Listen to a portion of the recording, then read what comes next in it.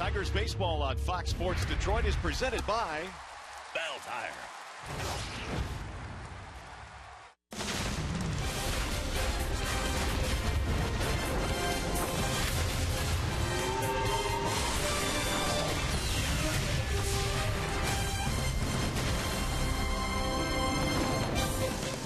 Tonight the Tigers will get another glimpse into their future as young lefty Daniel Norris will get the call. The record of 1-1, an ERA of 4.76 as a Tiger, and today he'll take his high-flying act into Wrigley Field in Chicago. The second and final game tonight featuring the Tigers and the Chicago Cubs. Hi again, everyone, and welcome to Tigers Baseball. Mario and Peppa alongside Jack Morris. We're glad to have you with us tonight. Tigers trying to sweep this series, and of course Daniel Norris will get the start in this one. Jack, he showed enough, I think, in his first three starts to have us a little bit excited about the future. You can understand why the Tigers, wanted to go after Daniel Norris. Is very athletic-looking left-hander. He's able to field his position quite well, and he has basically good fundamental mechanics. I think he's going to have endurance for quite some time. He has to learn, like all pitchers, all young pitchers, command of the strike zone a little bit better. All right, now the Tigers had a big night in the opener last night. They pounded out 19 hits in the ballgame. How about Ian Kinsler? 5 of those hits, he continues to swing a consistent bat. Yeah, he was one hit away, a triple away from the cycle. He ended up with a couple singles, and he also had a perfect drag bunt. He had quite a night offensively. He continues to show baseball who's the best hitter since July 1st. You can see the numbers there. Pretty impressive for Ian. Total bases 100. That's 4th in the league, but Ian Kinsler's been hot for quite some time now. And the Tigers will try and keep it rolling tonight against John Lester. A win for the Tigers. They finish the road trip with a 500 trip. Not all that bad. We'll send you right back to the Coliseum Studios now, and we check in with Justin White.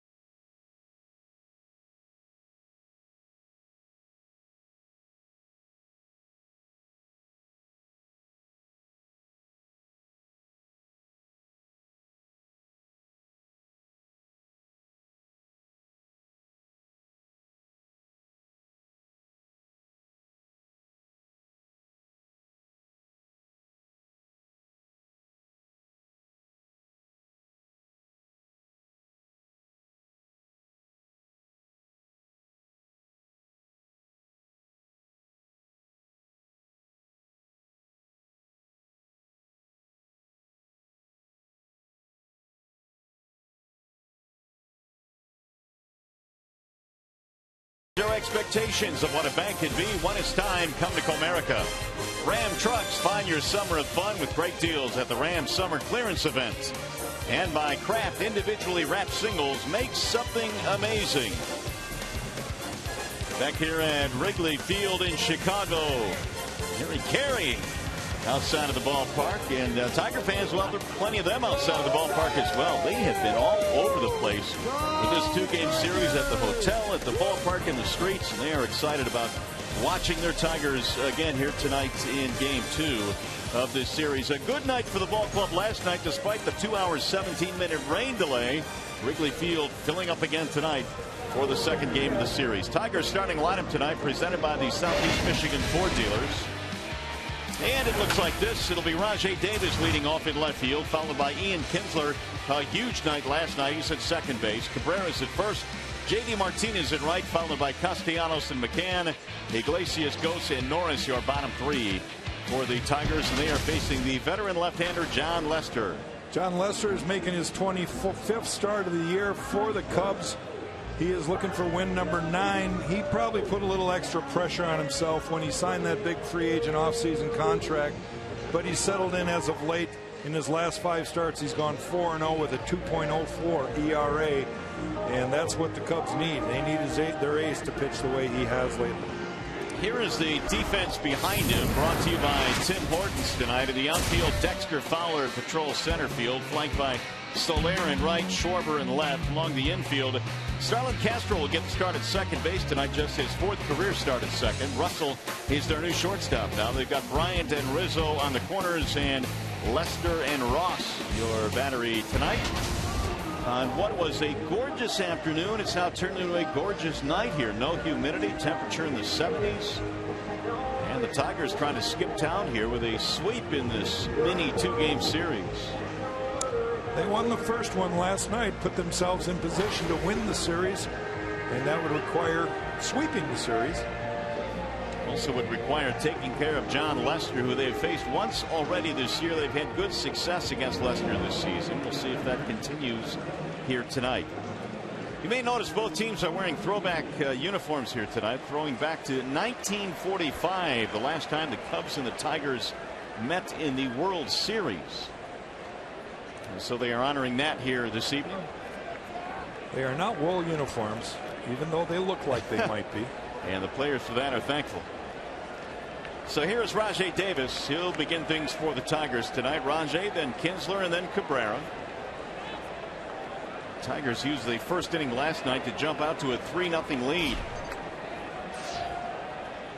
Here is Lester's first pitch of tonight's ball game. It's a strike called on Rajai Davis.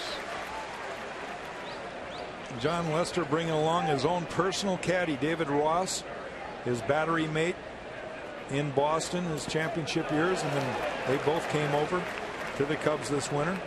And they've been a good match as well here in Chicago with each other. No balls, 2 strikes on Davis. Jon Lester, 31 years of age, born in Tacoma, Washington. A ton of great years with the Boston Red Sox. And he got him strike 3. Rajai looked at 3 pitches, and he is down on 3. 1 gone. What makes Jon Lester so good when he pitches well is his command. He's able to really pinpoint his pitches, hit the glove. Ross is a great target for him. They work well together. They don't shake often. And you can see Rajai just kind of getting confused with that mix and match of pitches. So here is one of the big stars in last night's ball game, Ian Kinsler, who narrowly missed a cycle. He was triple short. Ended up with 5 hits in the ball game. Not only that, but a sac fly drove in a couple of runs. Kinsler up to 304 now, 7 homers this year. Drill toward left field. Schwarber's on the run, still going back. He looks up off the ivy. On his way to second, Kinsler stuttered. Now he'll make it. Just in there with a head-first slide. He wasn't quite sure whether or not to go, and he chanced it. Well, had the throw been more on the bag, it would have been a tougher play. Schwarber plays the carom off the bricks. pretty well, and he throws the ball hard, but you can see the hesitation from Ian Kinsler. Here we go again. Get to see Schwarber playing it off the wall. And there Ian Kinsler hesitated momentarily. That could have cost him had the throw been more accurate. But either case, he is in second base. The Twins have a, excuse me, the Twins. Why am I saying that, Mario? Help me out.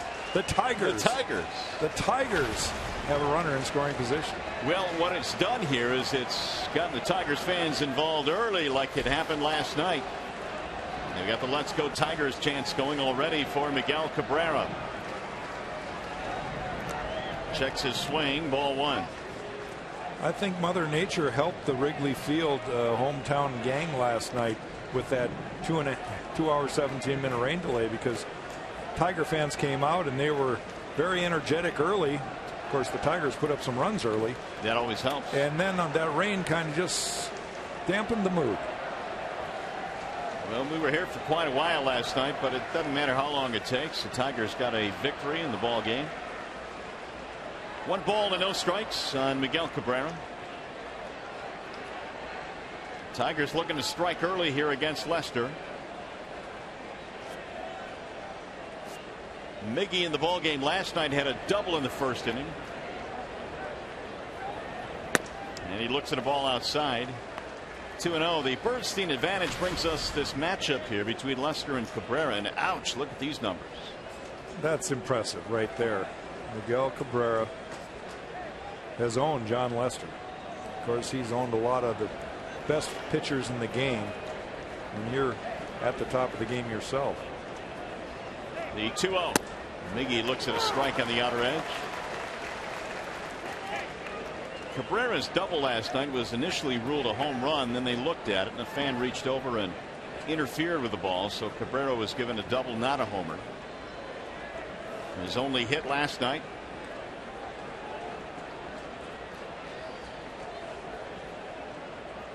Swing and a miss, and a big off balance rip there by Miggy, which is not something you normally see. 2-2. J.D. Martinez waiting on deck. Again, Victor Martinez not in the lineup tonight. No DH here in the National League Park.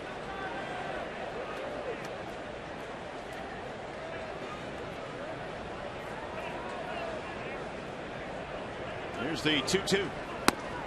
Off the plate, 3-2 now on Cabrera. That last pitch, just a great indication of what's at stake here. John Lester has that kind of command. He threw the ball maybe an inch or two off the plate to see if by chance he could get Miguel to swing out of the zone. And of course, what makes Miguel so good is he doesn't do that. And so they reload and do it again. In the air to center field on a line, and Fowler comes in to make a basket catch. 2 outs. Miguel hit that ball right on the end of the bat. Almost sounded like he might have cracked the bat. So it'll take a 2-out hit from J.D. Martinez. 288 this year. J.D. hit a first inning home run last night. His 31st of the year.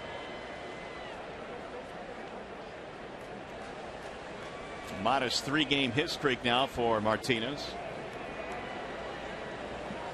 I get a kick. They're wearing the throwback uniforms, all except for the shoes. Right. I promise you, in 45, they didn't have those. Are you sure? There's a check swing. He did not go. Yeah, they were probably the black cleats back then with the stirrups. Nothing quite as bright as this. Or that. Or that, yeah. Now the 1-0. On the edge. Boy, again, Lester hitting the outside corner. 1-1. When Lester is good, he rarely misfires over the plate. He will paint the corners inside and out, up and down, change speeds, but doesn't miss on the plate. Strike called. 1-2.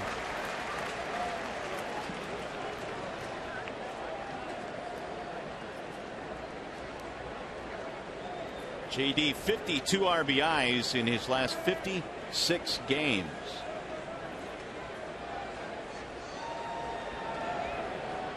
Here's the 1-2. Swing and a miss. He struck him out. That'll end the inning. Tigers get a one-out double, but strand a man. Lester fans too.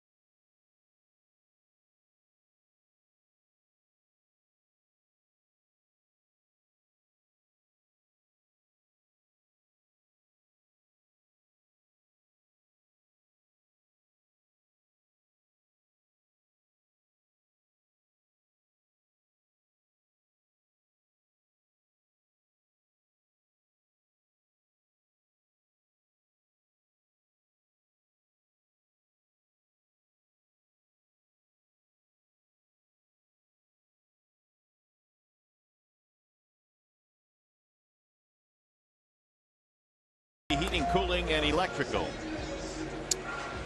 And Daniel Norris is making his 9th start of the season, 4th as a member of the Tigers. He made 2 career appearances, including 1 start versus the National League with an 0-1 record. So everything's kind of new for Daniel. He's going to face this lineup for the first time and face the Cubs and be at Wrigley Field for the first time. And here is that lineup presented by the Metro Detroit Chevy dealers for Chicago tonight. They've got Fowler, Schwarber, and Bryant in the top 3 spots. Bryant leads all rookies with 66 driven in. Rizzo, Soler, Castro in the middle. Ross, Lester batting 8th, and Addison Russell is batting 9th.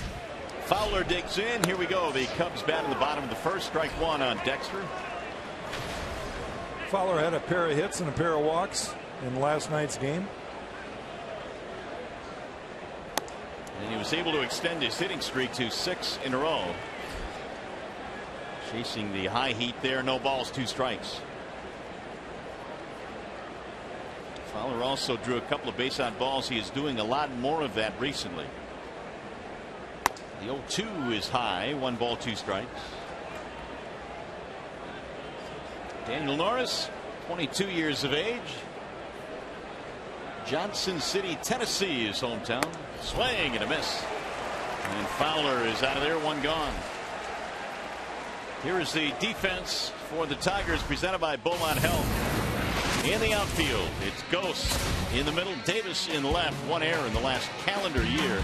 Martinez in right, Castellanos, Cabrera on the corners, Iglesias, Kinsler up the middle. Norris, McCann, the Tigers battery tonight. Here is Kyle Schwarber, who homered in last night's game. Well, Schwarber we're talking about now is a guy that likes fastballs, and Norris starting this game off with the high heat. There's a strike, 94. Great location right there. That'll take away the power of a lot of hitters when you're able to paint that outside corner down and away.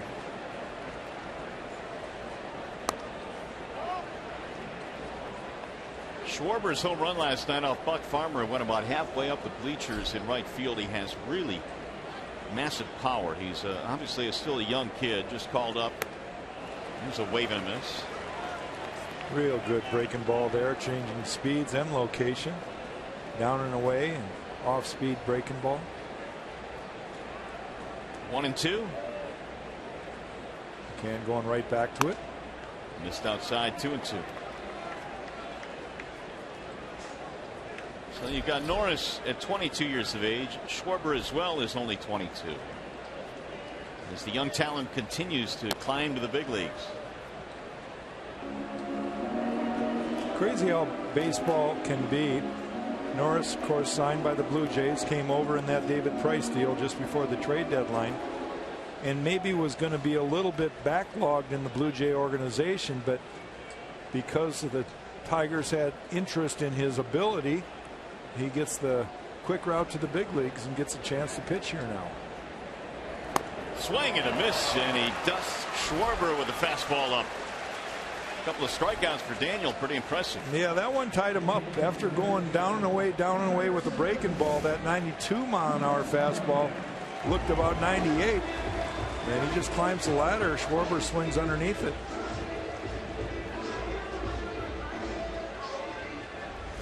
So with 2 outs, here is Chris Bryant, who is batting in the 3 spot tonight. He was a little bit lower in the lineup last night against the righty Sanchez. Bryant was 0 for 4, had a walk.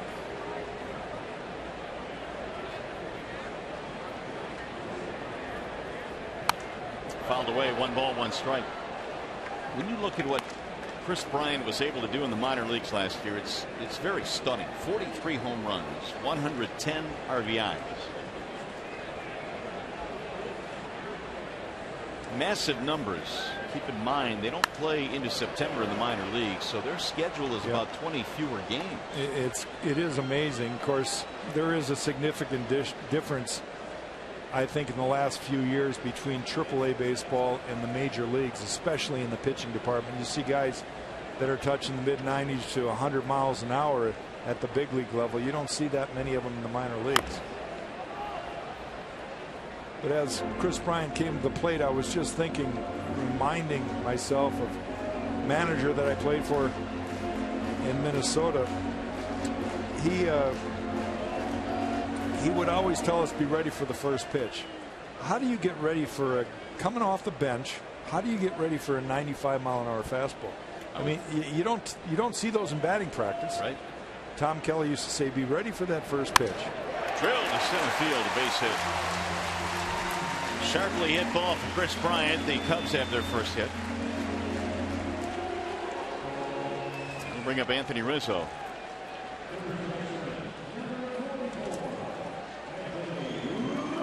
Rizzo has 70 RBIs to lead the Cubs.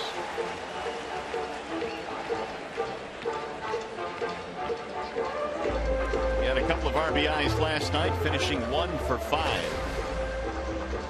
And batting a solid .295 for Chicago.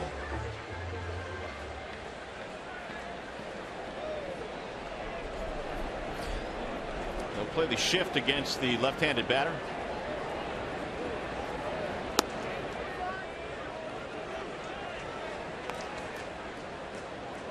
One ball, no strikes.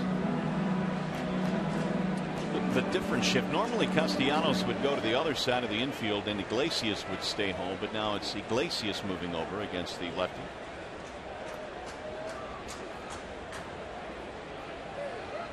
The 1-0.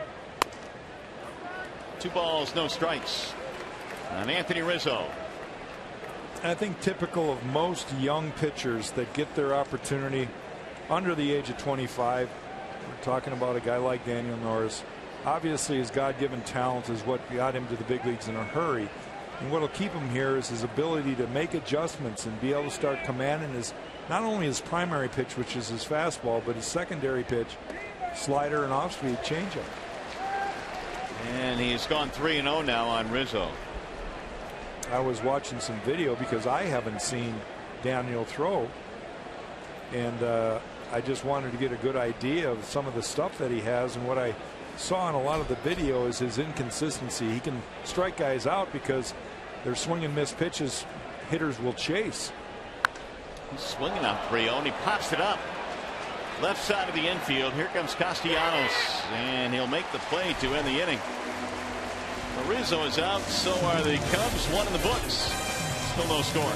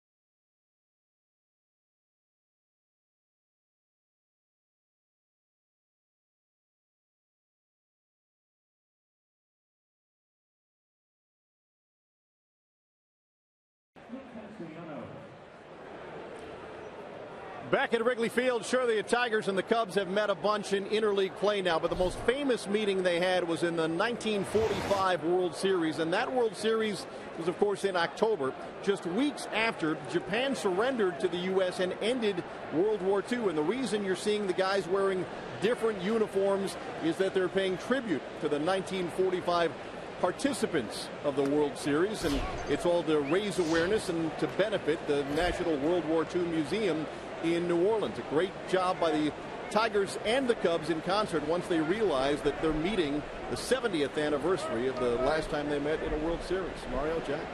Pretty cool. There's a drive into right field, hit pretty well, and turning on it is the right fielder Soler, and it's going to go. That ball just carried out to right, and the Tigers have a 1-0 lead. Castellanos, a lot like J.D. Martinez. He got a ball away, and he went with it, and he went with it with authority. Soler just turned and looked, like Mario just said, and very impressive. Again, the Tigers score first. Soler looked like he was just cruising back to possibly make a play on that ball, and it was long gone. So the Tigers get an early run here on the 12th home run by Castellanos. And the Tigers had their home run shoes on last night. They hit 2 in the first, 1 in the second. That is the 5th home run to right field for Castellanos. You're seeing more and more major league hitters take a pitch that used to be an absolute out, a ball down and away like Lester threw to Nick, and you see him driving it all the way over the fence in right field. It just makes you wonder why more and more guys aren't straightened up a little bit and pitch more inside. Lester lives on the outside part of the plate. That's his game. And now McCann on first base. So McCann with a single. The Tigers open the second with back-to-back hits. One of them left the yard. Here's Iglesias, who also had a really good game last night. He was 4 for 5. Tigers had 19 hits last night. There's a strike called on Jose. Now they are facing a guy in Lester tonight who had, coming into this game, had made 4 straight home starts. So this is his 5th in a row. But in his last 5 was 4-0 with an ERA just a touch over 2. So he was as good as they've had. Low and in, 1 ball, 1 strike. Yeah, he's been on top of his game lately.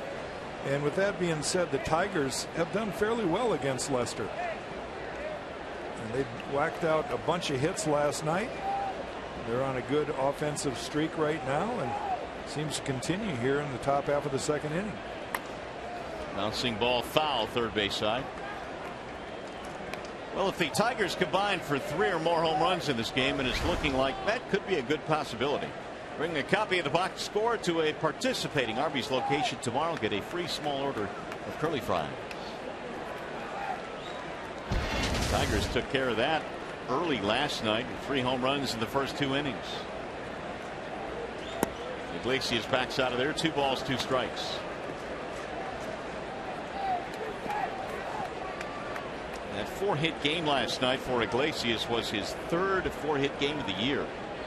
That's why he has been at or above 300 most of this season. The 2-2. Foul that one off. One thing that I've noticed over the years about guys that hit 300 year in and year out is when you make that perfect pitch, a pitcher's pitch, they're able to foul it off and stay alive. And they just have this uncanny ability to do that. You think that most guys that hit 250, they'll roll the ball over. It'll be in play, a ground ball, but the great hitters foul it back. And he got him, strike 3. Iglesias knew it. 3rd strikeout of the game now for Lester. Yeah, that one locked him up. Fastball, it really cut the plate in half, but it was down in the zone.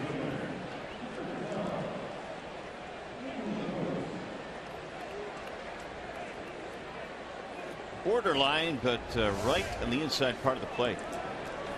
Here's Anthony Gose. In tight at third base, Chris Bryant, in case Gose is thinking bunt. He used that to his advantage last night in the 8th inning. A bunt single got it rolling for the Tigers, and he drags this one to the right side. No one will have a play. They will get the out at second base, though. McCann has forced his second. That's the risk you kind of take if you're Anthony Gose. You get the ball by Lester. It was a great bunt to get the ball by Lester, but Rizzo, very heads up there, was able to get to the ball and throw it to the shortstop covering and get the lead runner McCann. There was going to be no play at first base, and an out's recorded, and they get the lead runner. And being left-handed certainly came in handy there for Mr. Rizzo. So with 2 outs, the runner at first. Daniel Norris will look at a ball outside, 1-0. We have mentioned that Norris is a really good athlete. We've shown over and over that diving play he made in his first Tiger start in Baltimore, but he can swing the bat a little bit too. Did so in batting practice, putting on a show for a pitcher at least. 1 ball, 1 strike. Well, see, he's close enough removed from high school where they still swing it. Sure. You know, when he gets 35, we'll see what that hack looks like. Skills diminish. You get to a point where you don't even want to run to first base. You hope they don't bunt. Look at that. Ball driven in the air to center. Look at that. It's going to go over the head of Fowler, and that ball is gone to dead center. Daniel Norris has homered to make it 3-0 Detroit. Holy cats. Did you see that? Wow. Well, that's up there with the big boys right there. When you can go straight away center field. I mean, that's unbelievable. Well, you talked about what an athlete he is and the fact that he swings it pretty good. I didn't know how good, Mario, but now I know. I do too. I mean, it's one thing to put on a show in BP. That right there was ridiculous. It's 3-0 Tigers. A stunned buzz in the ballpark right now, and well, he's going to get his due. They're going to wait on him now.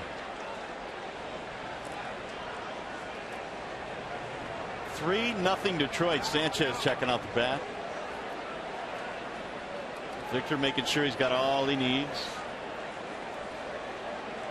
How about that? Not only does he hit it out, but he hits it out to center field.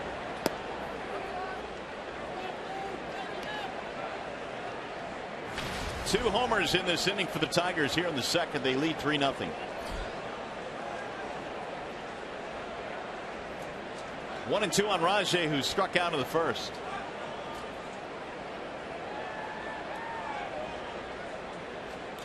The 1-2 pitch. Swing and a miss. Rajai went around. Ross will throw down to complete the strikeout. Big inning for the Tigers. They go deep twice. You expect Castellanos to do it. He went to right field. But how about Daniel Norris? A drive to center. And the Tigers lead 3-0.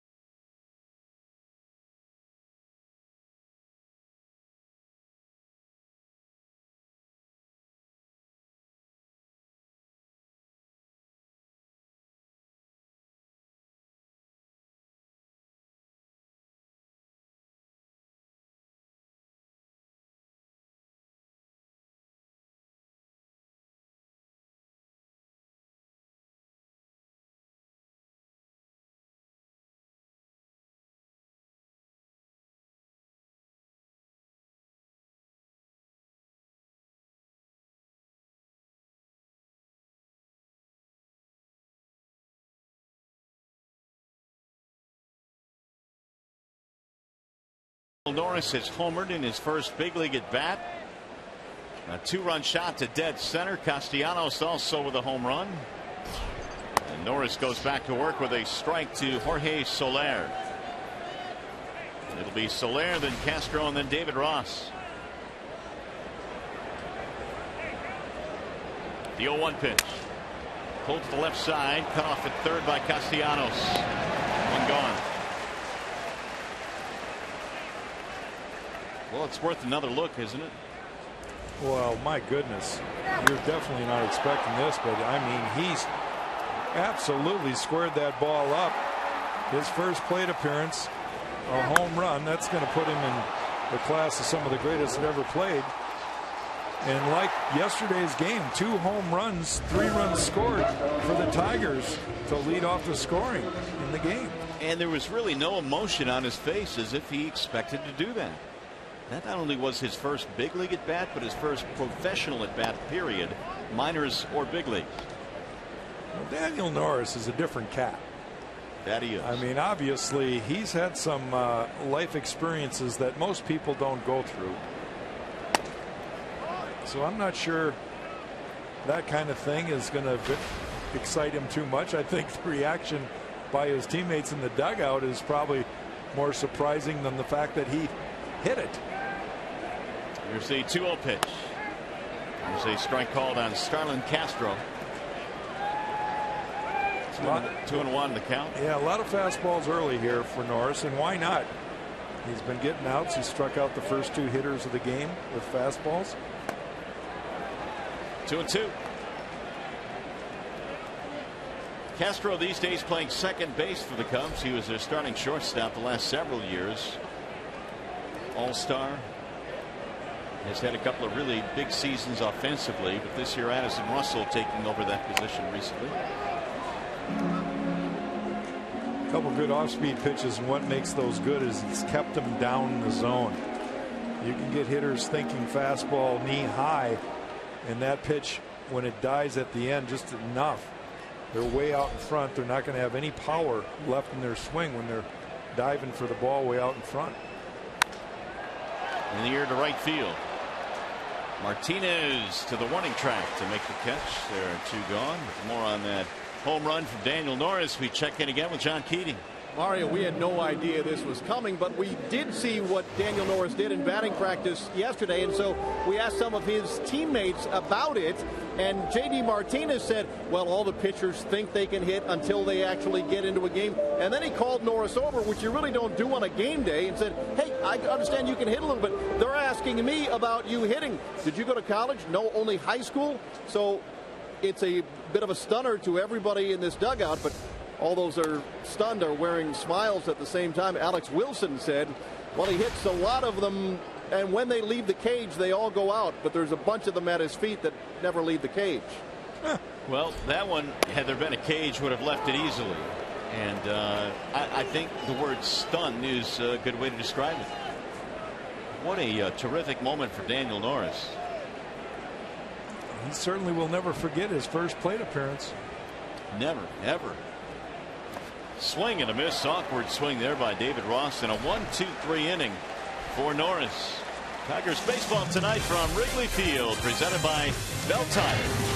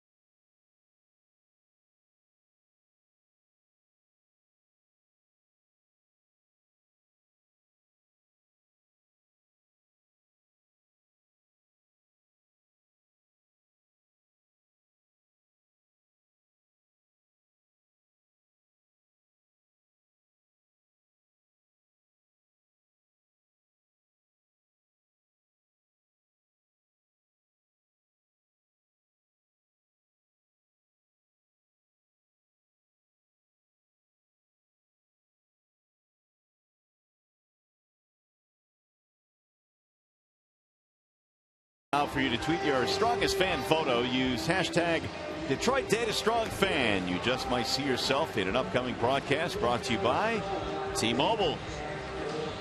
Tigers fans had a whole lot of fun here last night despite the rain, and they're off to a pretty good start here tonight. Yeah, I think tonight is going to be a topper for them. A lot of energy in this ballpark. There always is. That's what makes Wrigley a special place. One of the few ballparks that's built in a neighborhood of a downtown area. Well, John Lester will go to work now as we head to the top of the third. It'll be Kinsler, Cabrera, Martinez. And a strike called on Ian Kinsler. He got a two-base hit back in the first. Average up to 305 now for Kinsler. Well, Ian had 6 plate appearances yesterday. He got 5 straight hits, and then he flew out to center field to sacrifice RBI in his last plate appearance. Leads off today's game with a double, so he has just really been spanking the ball here at Wrigley. Well, really, the second half has been outstanding for Kinsler. He now has 144 hits on the year. He came in third in the American League in hits. The 2-1. There's another base hit the other way. Stay hot. Literally cannot get him out. Leadoff man on. It's always a good indication, and you can see it more and more from guys when they're able to go the other way. They're not pull happy. They're not just looking for balls on one side of the plate. They're able to go with pitches. You see the head that's still and the swing with total focus. That's why you hit as well as Ian Kinsler's hit here in the second half. It wasn't always that way. I think he's made a conscious effort this year to go the other way quite a bit more. And the numbers are showing that as Cabrera stands in. Lester deals outside 1-0.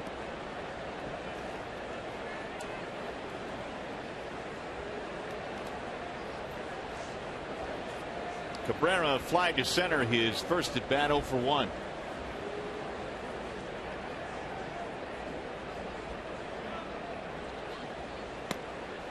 Lester, a big free agent signing in the offseason by Chicago. 6-year contract with an option for 2021.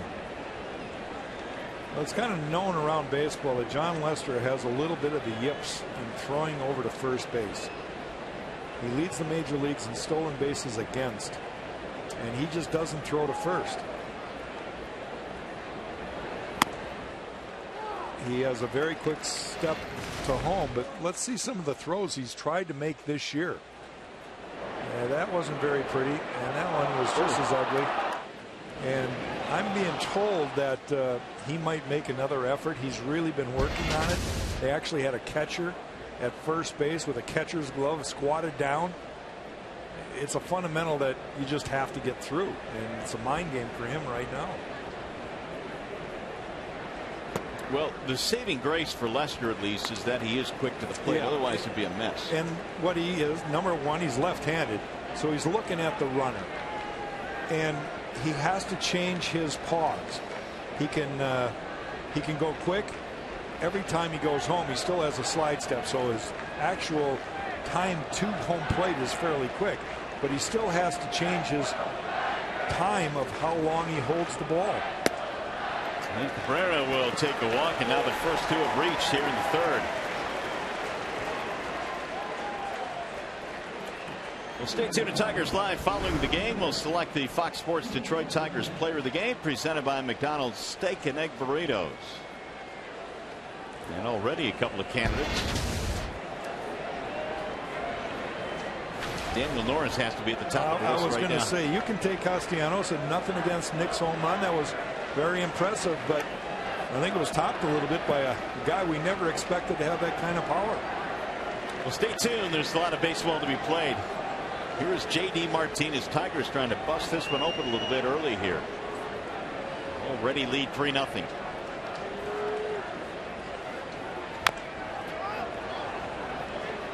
J.D. struck out in the first. In the first inning, of yesterday's ball game, J.D. went center field, and it was further than Norris's home run. Up on top of that ivy, there's a little restaurant or something out there in center field. Here's the pitch that J.D. hit, and where it landed, up on top of the roof up there, that little seating area. Martinez still trying to get the feeling back into his foot. The guys that have swings like J.D. tend to do that quite a bit, but this year, I mean, he's fouled one off his knee. He did that in Baltimore, which really, well, in fact, it took him out of the game an inning later, and then he's the very next day he fouled one off his ankle. And he's got a lot of protection down there, but there's only so many areas you can protect. Yeah, other than wearing steel-toed shoes, which are going to make you run a little bit slower. Not much you can do. You can see he's got that ankle pad to help his shin area. It's on his left leg.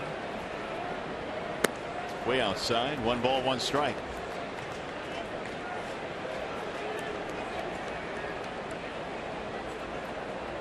'31st home run of the year last night for Martinez.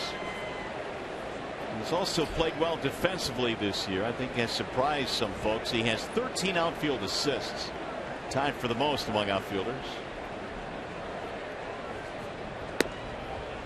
And again, Lester missing. 2-1. Lester a little bit out of his rhythm right now. The Tigers have done a great job battling through the 2nd inning, scoring 3, and now a base hit and a walk here in the 3rd. And he's trying to be very fine. 2-2. I think he understands that he cannot allow another run. He's got to keep it close enough to be within striking distance for his offense to come back and help him out.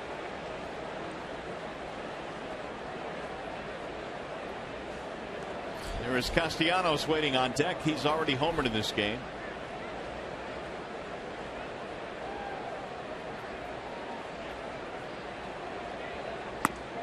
Outside, 3 balls, 2 strikes.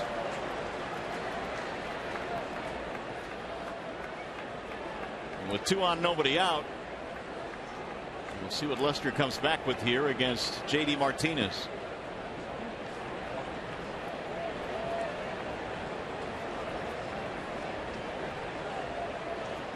Here's the 3-2. Runner breaks to third. It's a ball low, ball 4, and that will load the bases. 2nd walk in this inning now for the left-hander Lester. Hey, tomorrow the Tigers host the Rangers at Comerica Park, 7:08 p.m. The first 10,000 fans 18 and older receive a free 2015 Tigers All-Star poster. For tickets, visit tigers.com or call 866-66-TIGER. So Lester now digging himself a really big jam here in the 3rd. Castellanos homered his last time up. He's got bases loaded here. Drives one in the air to left field. He's hit well. He might have gotten another one, and he did. It's a grand slam for Nick Castellanos. Oh, the Tigers are putting on a show here at Wrigley. Well, good for Nick. That time he got a ball that he was able to pull, and he did just that. Schwarber turned around, kind of knew at the crack of the bat it had a chance. And a 7-run lead now for Detroit.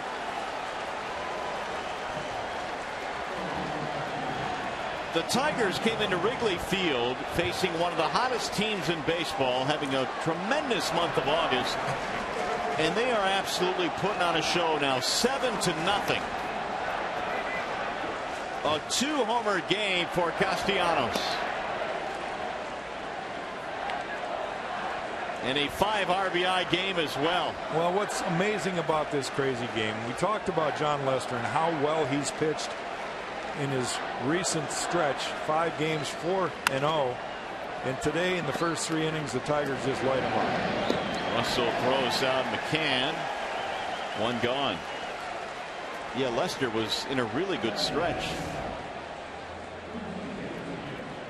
Breaking ball. Castellanos again. Great concentration and focus. Watch his head. Just absolutely right on the baseball. And puts another real good swing. This time pulling the ball. Second home run of the game. The first time Castellanos has had a multi-homer game. That'll put a smile on your face. 7-0 Detroit. Lester deals a strike to Iglesias.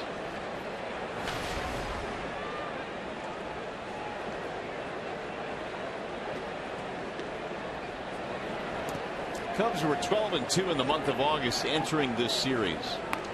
They had a 9-game winning streak snapped on Sunday as Richard, the left-hander, warms up.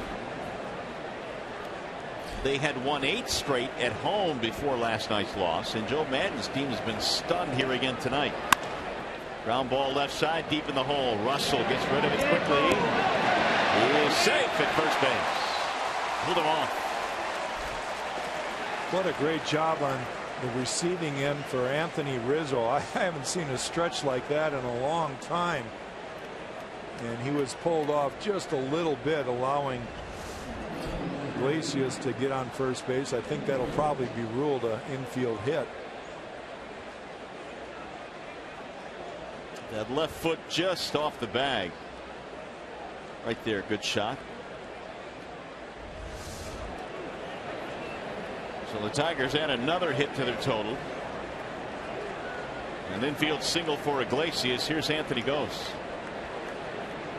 Well, here's what the Tigers have done against Lester and why they have not been intimidated by him. 17 earned runs in his last 11 innings. There goes the runner. Here's the throw to nobody in particular. And a steal for Iglesias. Well put.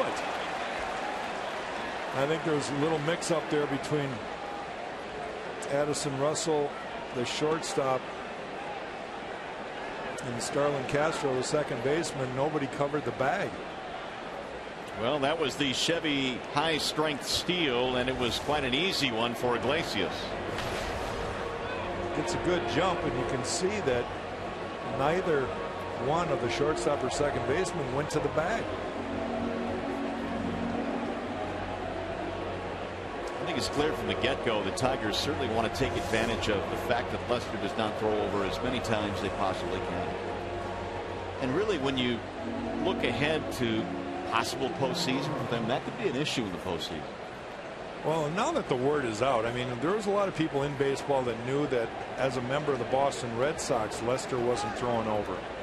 But not everybody really did anything about it. Some teams just don't really care. I mean, they've got to have the right people to steal bases anyway, and they have to have good jumps. Lester had not thrown over to first base in 2 years before this season. Ghost waits on a 1-0. 2-0 on Anthony. Well, that's just it. You've got to exploit it, and the Tigers are doing a little bit of that in today's game. David Ross, a veteran catcher, he's been around a long time, and he does not have the throwing arm that a lot of the younger catchers in the league have. So he depends on that quick step. Popped up left side of the infield. Addison Russell to the grass. 2 gone. Here comes Daniel Norris.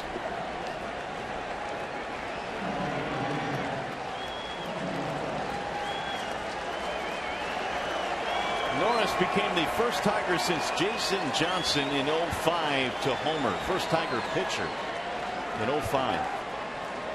And that was at Dodger Stadium.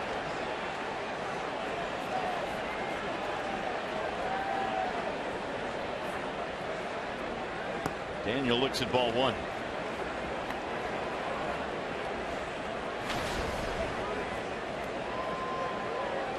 Well, he became the 19th pitcher in Major League history to homer in his first career at bat. First ever to do it at Wrigley Field. And Wrigley Field's been around a while. Well, interleague play hasn't been around all that long, so there was a long time where American League pitchers didn't hit here. Good point. Unless it was 1945 and 35, and what was the other two? Back when Keats was watching 07 and 08. Yeah, when he was watching those uniforms run around the bases. 2 balls, 1 strike. Well, the Cubs haven't been in the postseason since 2008. They lost in the NLDS to the Dodgers. And now Lester has gone to 3-1 on Daniel Norris.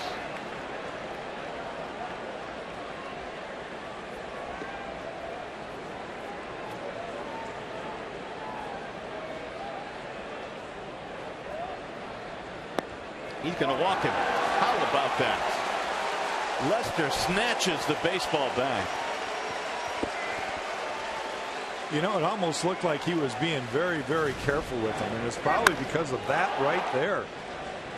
That was the home run that Norris hit straight away center field, and that's going to be the end of the night for John Lester. Joe Madden coming out. Did not see this coming tonight. The Tigers 7-0, and they put a pounding on John Lester. The home run by Daniel Norris, but the walk to Norris will knock him out. Wallside Windows pitching change. We'll be back.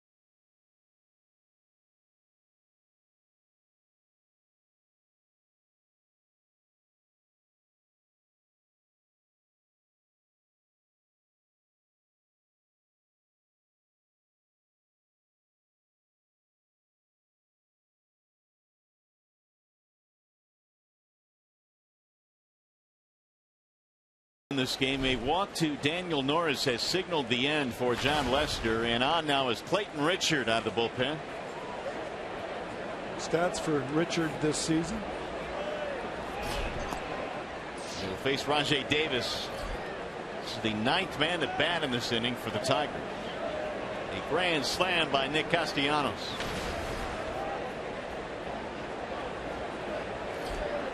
Two on and 2 out. It is fouled off. Clayton Richard was acquired from the Pirates for cash on July the 3rd.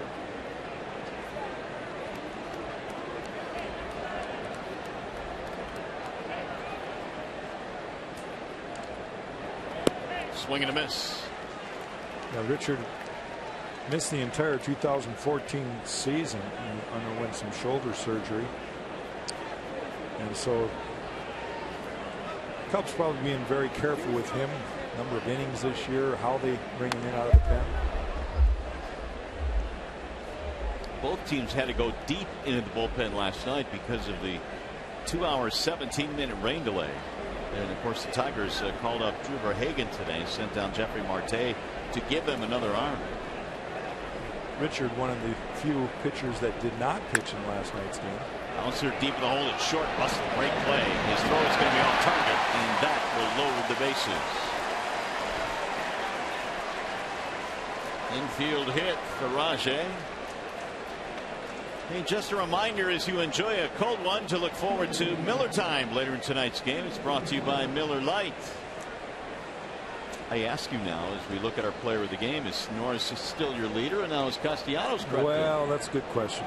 How about if we just let it play out? All right. We'll talk about it. Fair enough. It's nice to have options. Here's Kinsler. He's got 2 hits tonight, single double. In there, strike 1. Right now, I think the edge has got to go to Castellanos. He's got 5 RBI in this game. Norris only 2. Norris hit one out to center field in his first professional at bat. Pretty impressive. High, towering fly ball. Fowler is on the move to right center, calling it. He'll go to the warning track. And that'll end the inning. What a night for Nick Castellanos tonight. Solo shot in the second off Lester. But he outdid himself here in the third. Grand slam home run. Tigers up 7-0.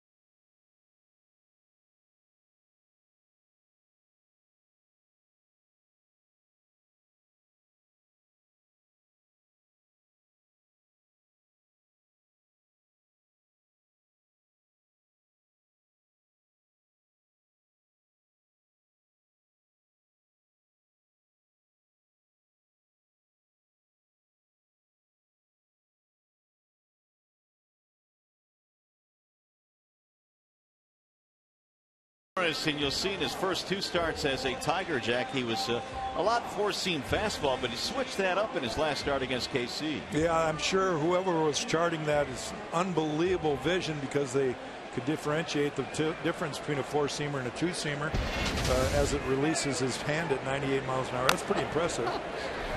There's a bouncing ball slowly to second. Kinsler with a quick flip, and Richards out 1 away. So what are you saying? You're not believing it? Well, I'm just calling it a fastball. And unless they literally have the camera focused in his glove while he's gripping the ball, I don't know how they can tell the difference. Well, probably by miles per hour, I would think. No. 2-seamers and 4-seamers? Come on. I'm not buying that. It's just me, and I can have a little bit of fun with it, can I? You can, absolutely. We're still going to point out the fact that a lot more sinker sliders. Yeah, and you know what? It's working for him. It's certainly working here tonight. He's thrown a lot of fastballs, but he's also thrown some good changeups tonight. Addison Russell looks at a strike. Russell's first at bat of the night. He's got a lot of runs to work with right now, and the one thing that Daniel Norris needs to do is stay ahead of hitters, challenge them, continue to do what he's doing. He's mixing pitches well. He allowed only a single to Chris Bryant in the first inning so far, the only base runner. I think James McCann has a very good feel as a catcher of what hitters are trying to do, and that can certainly help a young pitcher. A lot of young pitchers really don't have that experience to read a hitter and see what the hitter is trying to do, so they basically go with their ability and have to trust their catcher. Ooh, that'll bounce in and drill McCann. 2 balls, 2 strikes. And McCann took one off the left shoulder there, and that's going to smart a little bit. Catchers are a different breed. They take some serious abuse during a ball game. Off the end of the bat, that'll go foul. 2-2 on Addison Russell. Well, Daniel Norris earned his first major league victory in another very impressive stadium, the Yankee Stadium. And yes, it's the new Yankee Stadium and not the old one, but still a big stage in New York. He earned his first big league win in his first start this year there. As a member of the Blue Jays. Out in front, struck him out. And there are 2 gone. Time for a game break now. We check in with Trevor Thompson.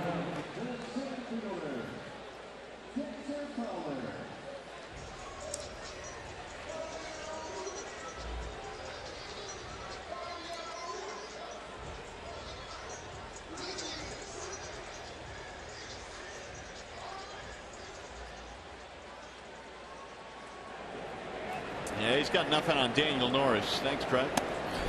There's a ball high and away to Fowler. Well, the Yankees won today, beating the Twins in New York. So Toronto is going to have to come back and win that game if they're going to stay a game behind New York in that race in the East. 1 ball, 1 strike.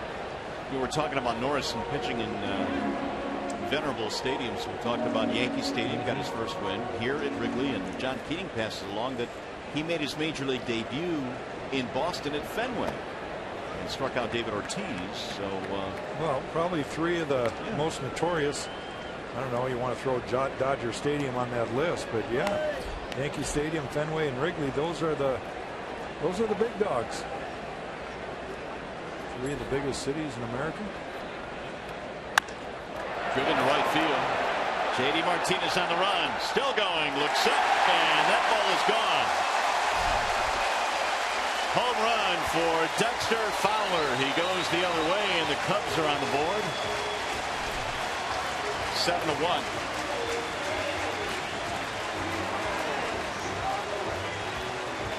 Fowler has a little pop. That's his 13th. It's kind of funny the way this ballpark is designed. It actually jets out a little bit right down the lines. 355 down the left field line and the right field line, I believe.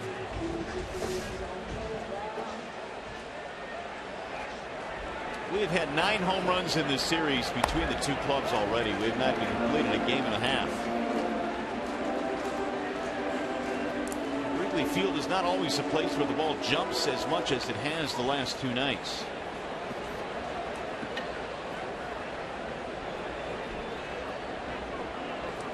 Here's the 1-0 pitch to Schwarber, and he looks at a strike.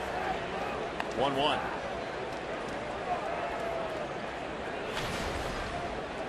Well, we live in a generation where umpires rarely call that pitch off the plate on the inside corner, and pitchers have to stay away more than they ever have in any other generation. I think more and more minor league coordinators and pitching coaches are teaching kids to pitch away.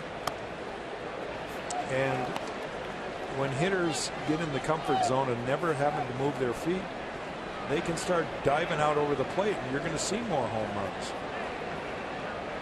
They're very comfortable not knowing that they're never going to have to get out of the way of a pitch. And breaking ball missing outside, 3-2. With that being said, I don't know what it is about Wrigley here, but balls have been flying. Well, we mentioned that watching batting practice yesterday, it seemed like nothing was getting out of the ballpark. There were a ton of home runs last night. Here's the 3-2. Lifted back out of play. In the driver's seat, brought to you by Kia. I want to talk about Kyle Schwarber here, the first Cubs rookie in 90 seasons with at least a 300 average, 9 or more homers, and 30 or more RBIs in 35 career games. It's really impressive. We'll have to ask again John Keating about Manny Brooks. I'm sure they were neighbors growing up together. That was in the early 1900s. Keating is not that old. Hey, Keats, you remember watching old Mandy play in the 1900s? I'm sitting here. I can hear everything being said. I'm just taking shots. Well, you're talking about those uniforms worse than I do. You're talking about those uniforms that you wore as a kid. Well, I'm old. I don't mind telling you that. But and you and I, kind sir, are not that far apart. But. Stay tuned, Keats. I'm sure more will be coming flying your way. This is good stuff. Hey, we're having a good night, Keats. Thanks. Here's Chris Bryant now. He had a single in his first at bat.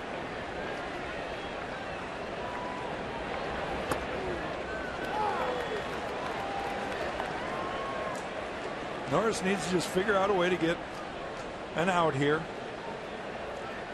Get the boys back in the dugout. Keep the pressure on the Cubs.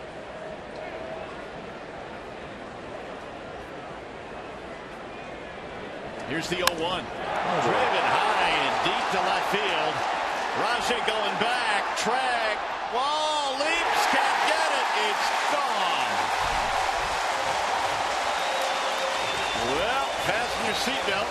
It's going to be one of those nights.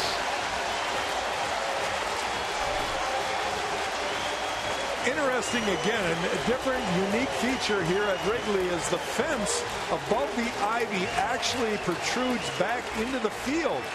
And I got to believe that because of that protrusion right there, that gave Chris Bryant another home run, because that ball probably wouldn't have cleared the brick wall and might have come back into play. I don't know if Rajai Davis would have caught that ball, but watch how this hits the fence from the top side, and it's just beyond the reach of Rajai's glove. In fact, it might have hit the ivy on the other side of the fence. How about that? That thing just cleared into the basket at left field. It's now 7-3. A couple of home runs here for the Cubs. Rajai still looking out at the wall out there. It was hit so high that you thought there might be a chance where Davis could get there and get it at the wall. There's a strike called on Rizzo.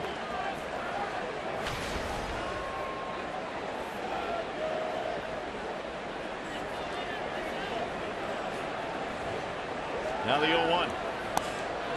Well, the two swings of the bat here by Fowler and Bryant have gotten the Cubs fans back into this game.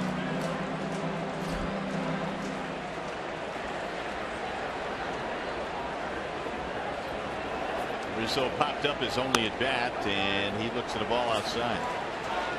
That Rizzo swung on 3-0 in the first inning with a runner aboard and popped up.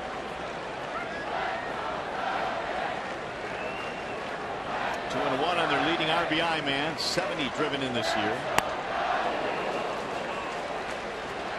2-2.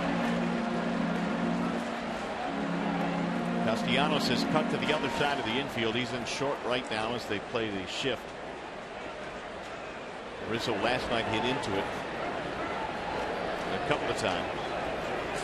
Here's the 2-2. Slow roller back up the middle. Hits the ball.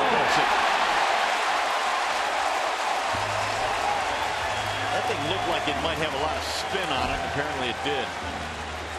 I don't know if it took a bad hop or not, but it looked like it kicked and hit the heel of his glove.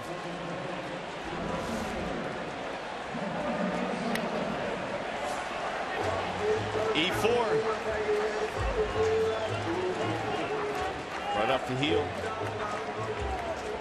So it started out as a rather routine inning. Ground out strikeout has turned into a homer, walk, homer, and now an error.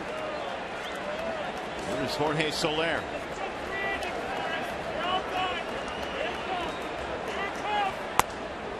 Strike called on Soler. 5-3 ground out his first time up. Has not done a whole lot in the series. 0 for 5. 7-0 Tigers lead has been shaved now to 7-3.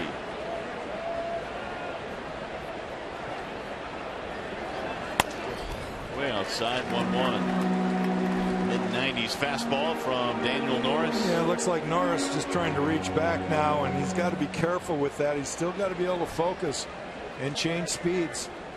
You don't want to just become a thrower here because you get emotionally attached to the fact that you just gave up 3 runs with 2 home runs.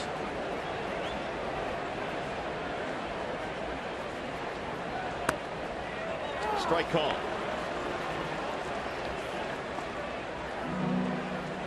One and 2. Norris had a 1-2-3 second, had retired 6 in a row prior to the home run by Fowler.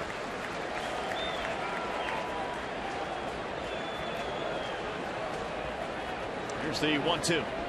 Swing and a miss. Soler's out of there, and that'll end the inning. However, it's a big inning for the Cubs to get back into it.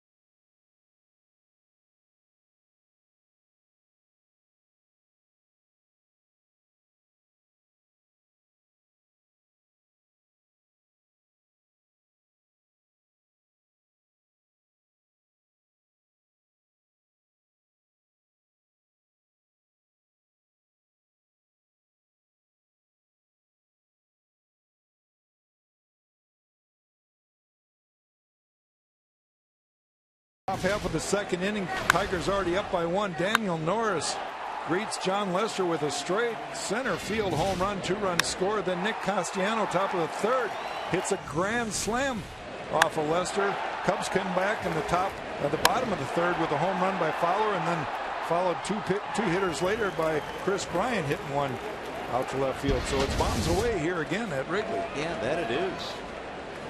So the Cubs now back in this game. 7-3 is our score. Clayton Richard goes back to work. He will face Miguel Cabrera here in the 4th inning. Miggy looks at ball 1. Richard took over for the starter John Lester after Lester walked Daniel Norris. Why do I get the feeling that Mickey's going to get in on this little home run barrage? Yeah, he just might. And for a brief moment last night he did, but they called his home run a double because of fan interference.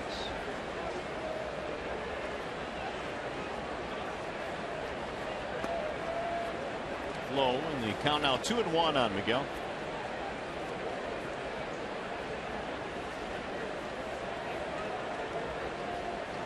There's the wind, perhaps having an effect on the proceedings again here tonight, as Richard stays outside and away. 3-1. Waiting on deck, J.D. Martinez. Tigers sent 10 men to the plate in the third. And they scored 4 times.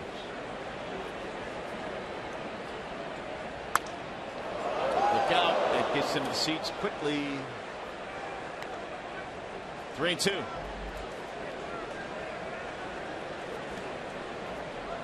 Everyone is all right. Heck yeah, they're on camera. Yeah, got the souvenir to prove it.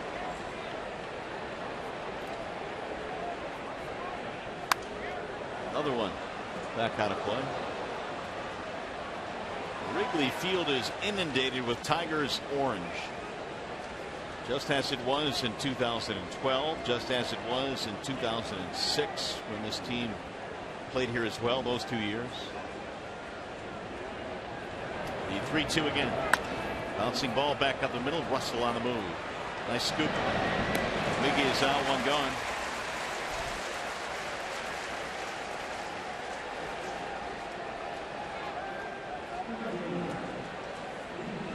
Check in with John Keating now. Mario and Jack, you guys were talking about the basket that hangs off the outfield fence all the way around the ballpark. I did some inquiring about that because it is a peculiar aspect of this ballpark, and I'm told people were actually walking along the ledge, and after a ginger ale or two, as is known to happen here in Chicago, they were falling onto the field of play, and so the baskets are to keep the folks on the other side of the fence. Tell me you're kidding me. I'm not. Seriously. You know, there's more than one way to skin the cat. Pray tell, Jack, how else would you handle that problem? Well, that's interesting. The old Metrodome in Minnesota, they had plexiglass. A lot like the hockey rinks.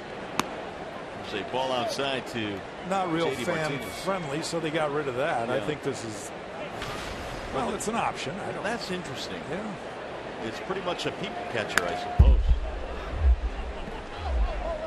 What they could have done is put like a 2-foot fence right on top of the brick, going straight up, and then just put a little trickle electrical in there, and they couldn't lean on it. Yeah, we don't want to do that. There's all kinds of lawsuits involved with that. There's a roller to second. Castro has. I said a tickle. 2 gone. What's going on? Oh, in between innings, they had to go and get the ball. I wonder if they give it to a fan. Come Probably on. not. Come on. Oh, come on. Negative. Here's Castellanos. What a night for Castellanos. 2 homers, one of them a grand slam.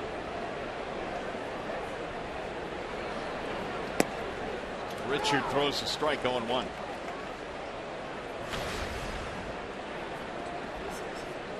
Every ballpark's unique, and that's something that's totally unique about Wrigley here. The ivy on the brick. Boy, a big night for Castellanos. Just got bigger. That's going to be extra bases down the line. Nick on his way to second. He'll pull in with a stand-up double. Having a night. Tigers last night. Iglesias with 4 hits. Kinsler with 5 hits. And already in this game, Castellanos with 3 hits. Tigers came to Chicago with their hitting shoes on.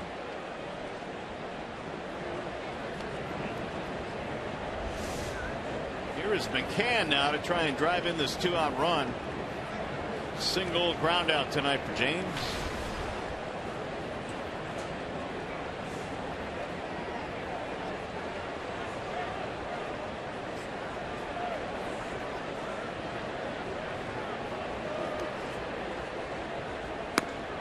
And you're looking at ball 1 missing outside.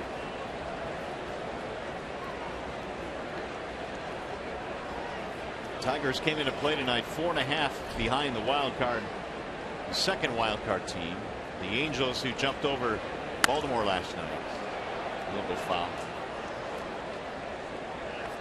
And so with obviously over a month of games to be played here, better than 40 games, the Tigers certainly not out of it if they can just string together a portion of the schedule, or they win some in a row. No question about that, Mario. 4 games can be made up in a week if you're playing very good baseball and you get hot at the right time. The Tigers just have to start winning series. You do that, go home and take care of business. Fouled away. Well, that in itself has been an issue for the Tigers. Their home record this year is 28-30, which is a large departure from how they've played at home the last several years. But it ain't over. No, absolutely not. There you go. The Blue Jays and Angels right now hold on to the 2 wild card spots. Swing and a miss. So Richard pitches around the 2-out double. Tigers are done here in the 4th.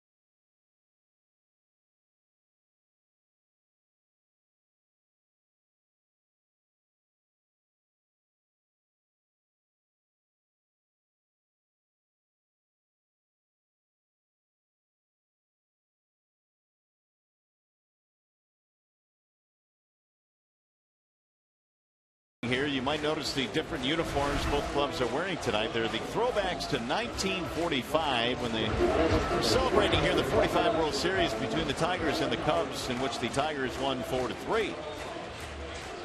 That series began 1 month after World War II ended, in the last appearance for the Cubs in the World Series. How about that? Yeah, Hal Newhouser won games 5 and 7. Hank Greenberg, both Hall of Famers. Big part of that World Series.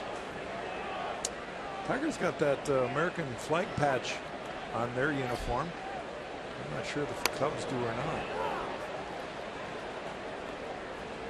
1 ball, 1 strike. Also notice that the Tiger caps have a huge English D on the top of their hat. Here's the 1-1 grounded foul. It is kind of large, isn't it? Yeah. There it is. It's noticeable. Right there on the crown. Tigers tonight have 9 more hits. They had 19 last night. Joe Maddon has watched his team climb back into it, though, with a couple of home run balls. Chopper right back to the mound, and right on it is Norris. Pretty good example right there of how Norris can help himself out defensively.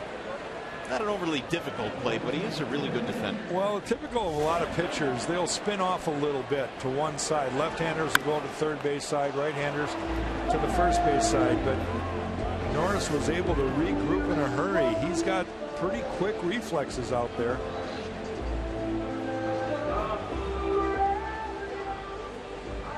Here's David Ross.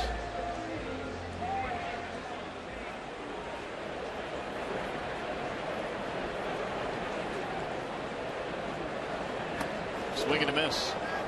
Ross did not have a very productive at bat his first time up. He struck out swinging, and it was an awkward swing.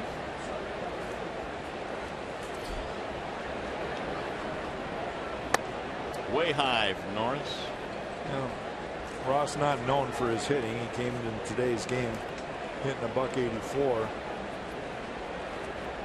But he's been a very good defensive catcher and personal caddy of John Lester. He went 1-2. Backup catcher can be a pretty good gig. Well, they usually can really help young pitchers. They have got great experience. They're good game callers. They frame pitches.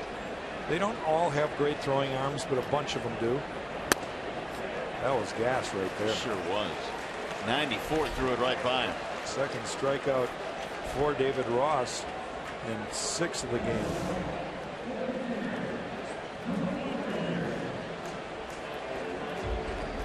Here's our high-speed pitch brought to you by Xfinity. You can see the range. Fastball topping off at 95 and his changeup at 73. There's 22-mile-an-hour difference. Clayton Richard down with 2 outs. His first at bat resulting in a ground out. That'd be 27, wouldn't it? That'd be 27. See, that's a good catch. There's a lot of things you need me help me with tonight. Mathematics is one of them. One of those is math. Here's the 0-1. So Norris looking for a 1-2-3 after surrendering 3 runs in the 3rd.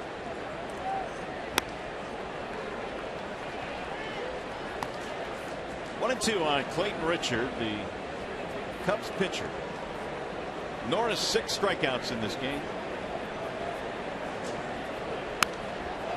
Got a piece of it. Fouled it off. McCann just staying with the fastball away, figuring most pitchers don't go out after it. And Norris is throwing in the mid-90s with his fastball. He can just stay on the outer third. Should be able to put him away. The chopper left side of the infield. Easy play for Castellanos. Good job by Daniel Norris. Nice bounce back fourth.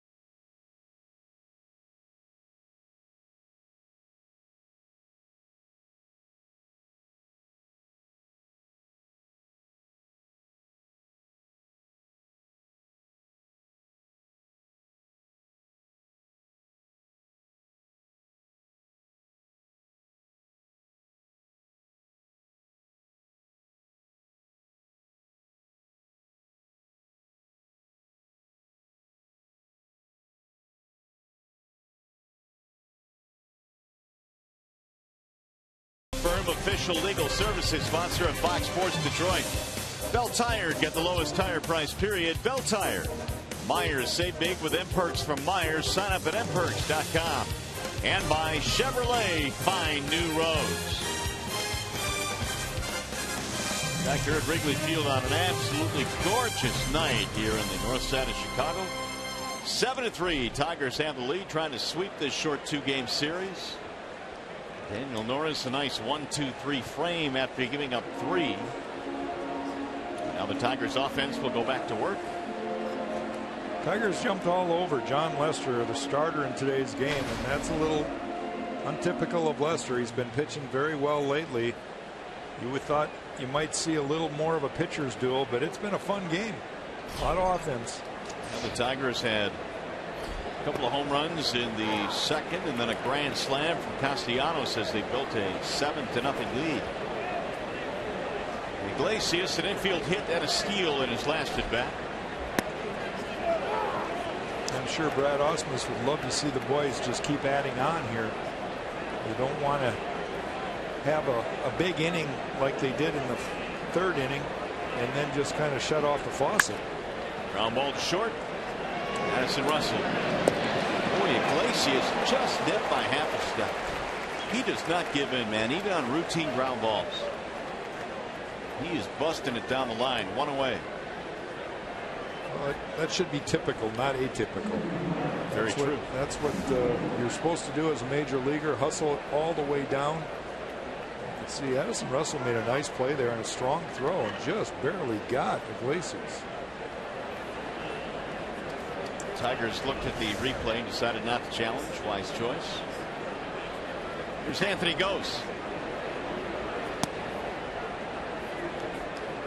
Fielder's choice and a pop-up. He has scored a run.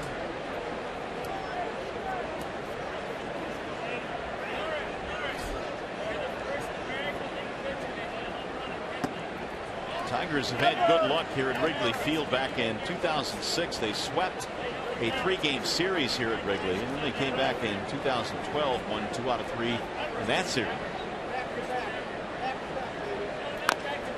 Gold foul. Tigers, of course, went on to play in the World Series both of those seasons. 07, 08, 35 and 45. And they split them 2 apiece. Tap foul. 1984, there was so much talk about another repeat of that rivalry, that World Series between Detroit and the Cubs. Came down to the last game between the Cubs and the Padres, and the Padres ended up going to the World Series. Here's the 2-2. 3-2. I think many thought that year the Cubs would be the Tigers' opponent. They appear to be the better team. The 1984 Cubs squad. Swing and a miss, and Gose goes down.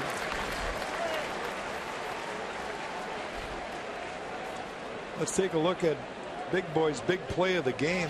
Daniel Norris in the second inning gets a pitch on the outer half of the plate and just great extension. Drives a home run over the center field wall. His first plate appearance in the big leagues, and it ends up being a 2-run home run. And then Lester walked him in his second at bat, and that was the end for Lester. Clayton Richards gotten ahead 0-2. And that didn't take long. He struck him out. 1-2-3 go the Tigers in the 5th inning. Tigers baseball tonight here from Wrigley Field, presented by Bell Tire.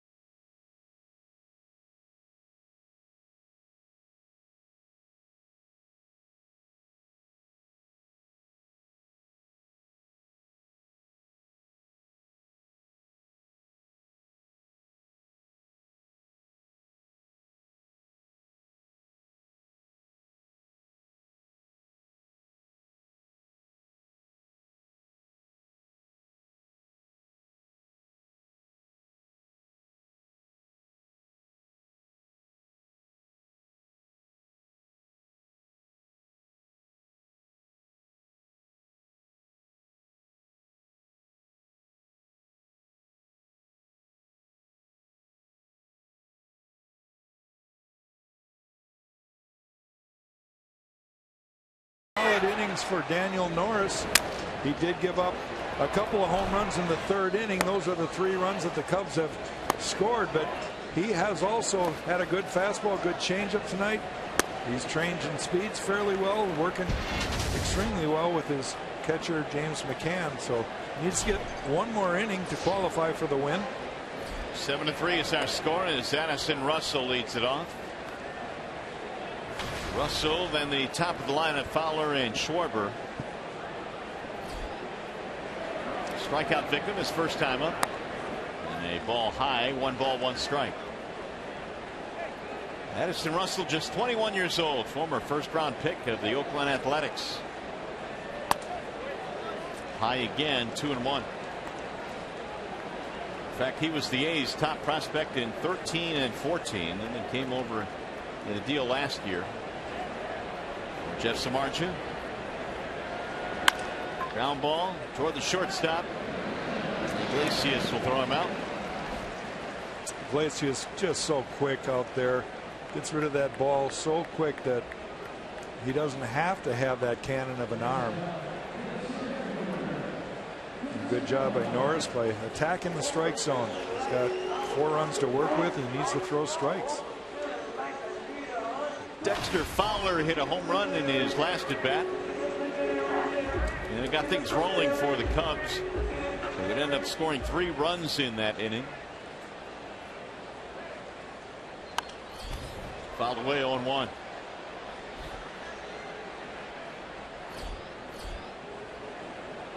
Strikes and balls, the ratio there for Daniel Norris, 77 total pitches.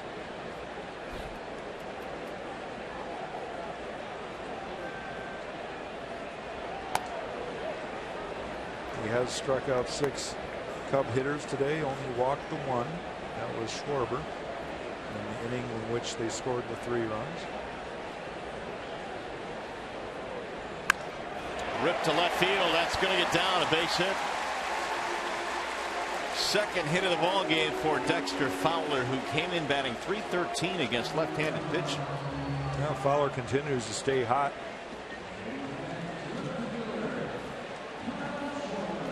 It'll bring up Schwarber. It's a big inning now for Daniel Norris. He's got a little adversity. Guy that can run at first base, 1 out.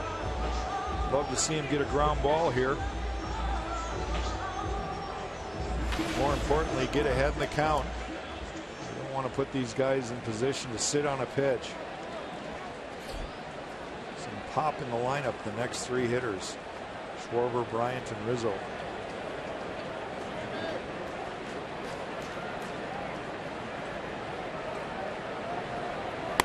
Swing and a miss. Big rip there. Yeah, that was just strength against strength right there. Ball was up, elevated a little bit, might have been out of this sweet zone for Schwarber, but when the ball comes in and your eyes light up like they do when you see the fastball about letter high, you just want to take a rip at it.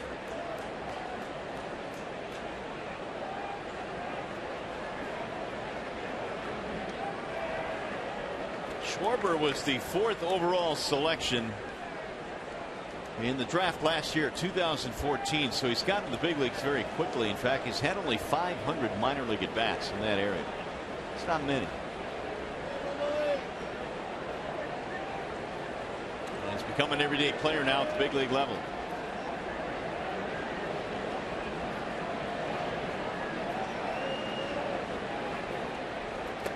Outside. In fact, the guy selected ahead of Schwarber in the draft in 14 was Carlos Rodon, who was pitching for the Chicago White Sox on the opposite side of town. They both have gotten to the major leagues quickly, and now here comes Brad Austin. Is something wrong here with Norris? Matt Rankin coming out with him. McCann ran out there. He's kind of holding his side like that dreaded oblique. Maybe he pulled something.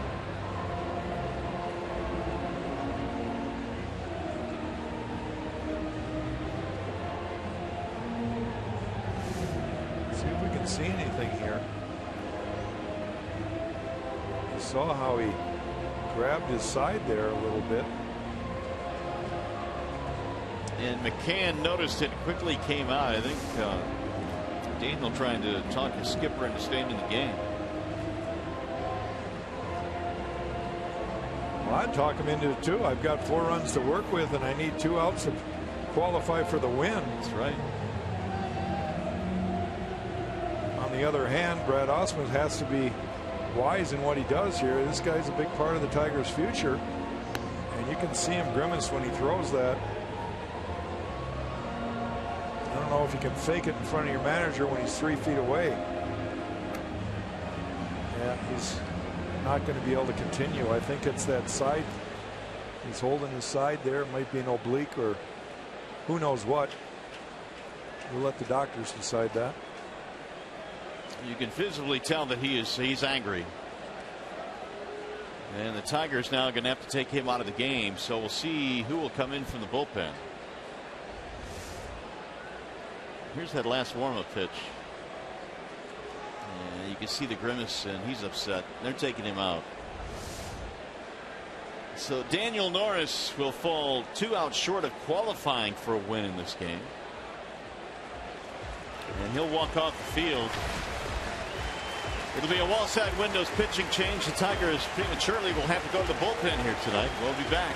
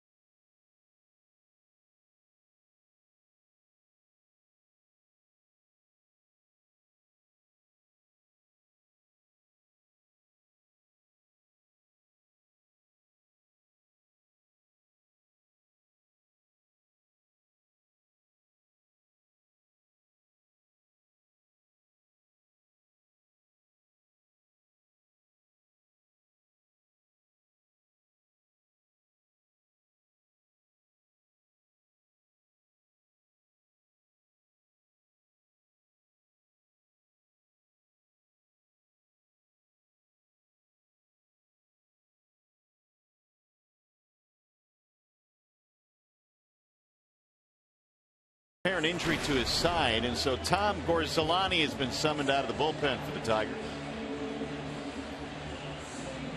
They're going to want the lefty here with Schwarber the batter. Then they've got Rizzo a couple of batters later.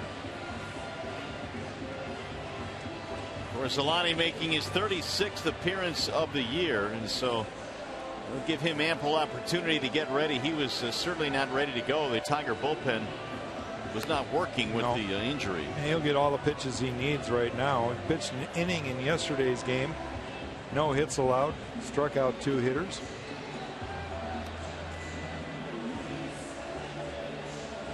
Well, let's check in with John Keating while we have a chance, Keats. Well, Mario, Brad Ausmus motioned to the bullpen for a lefty, and all of a sudden Matt Boyd, the starting pitcher, assumed that he wanted him. So Boyd started trotting in and got all the way almost to the mound, and Ausmus looked up and saw who was coming in, and he waved him away. No, not you. I don't want you.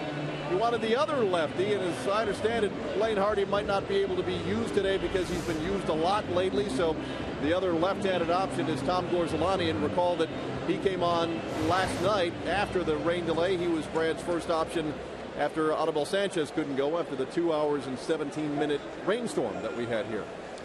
Yeah, Kaysen, Hardy obviously would have been an option, but I think he went through upper 30s in the pitch count, so I guess he will not be available. And now we'll see what Gorsalani can do here, because this ball game now, Jack, has turned a little bit of a different turn here with still a long way to go.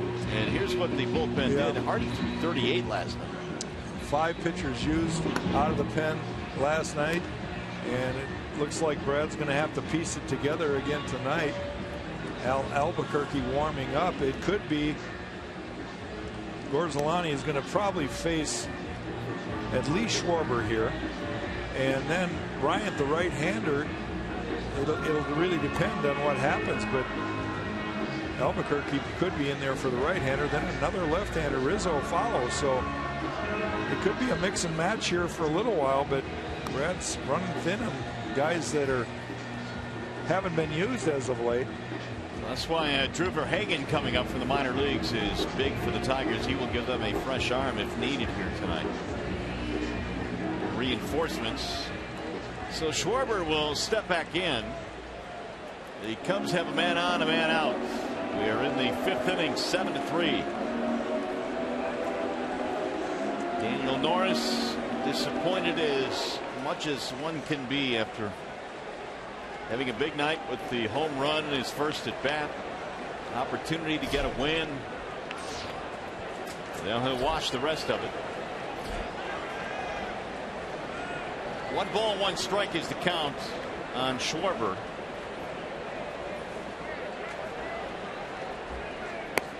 And he takes outside. 2-1.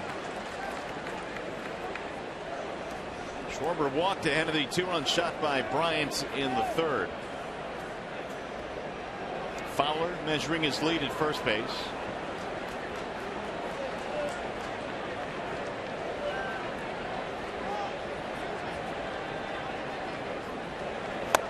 Checked it high.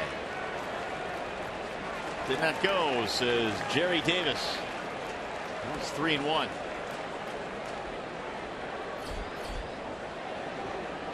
Critical part of the game right here. You've got a nice cushion with a 4-run lead. You just don't want these Cubs to feel like they can be back in it in a hurry. Make them earn it.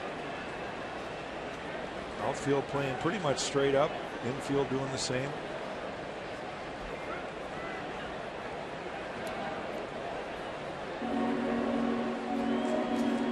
Cubs came back from a 4-run deficit last night. The Tigers had a 6-2 lead when Chicago came storming back with 3 in the 5th, 1 in the 7th.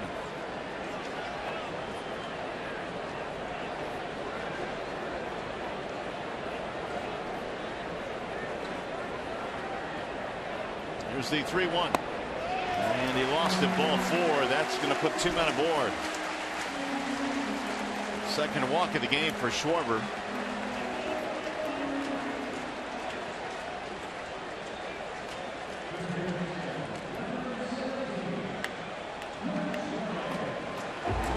Bring up Bryant.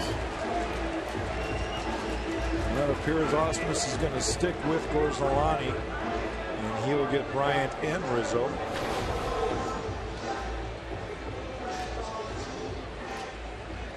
Two-run shot for Chris Bryant. He also has a single, 2 out of 2 tonight. Now McCann will step out in front of the plate.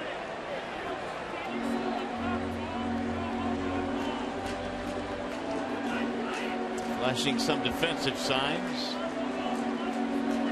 In the event the Cubs are in a running mood. Bryant's home run was his 17th. That was back in the 3rd.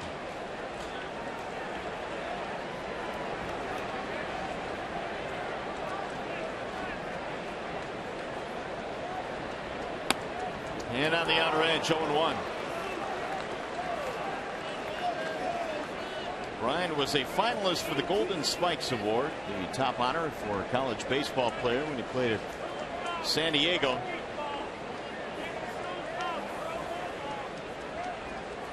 He has had this year 12 separate streaks of at least 12 games or more.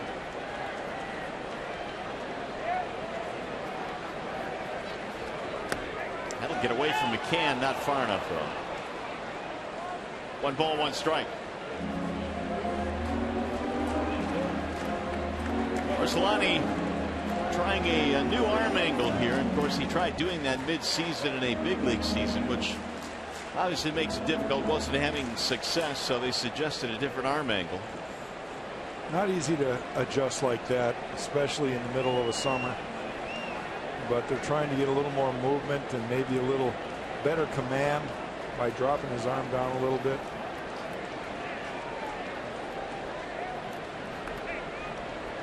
Now the 1-1. Swing and a miss. 1-2 on Chris Bryant.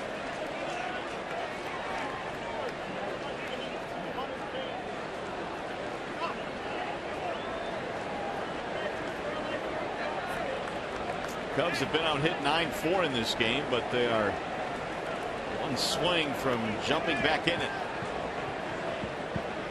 Fowler is single, Schwarber a walk.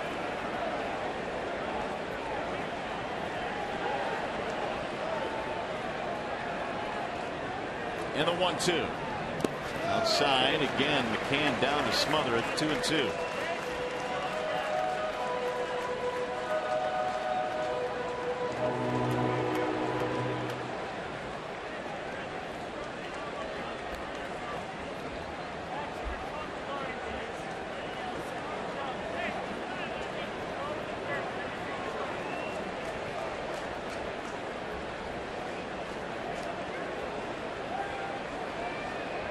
Two balls, 2 strikes on Chris Bryant.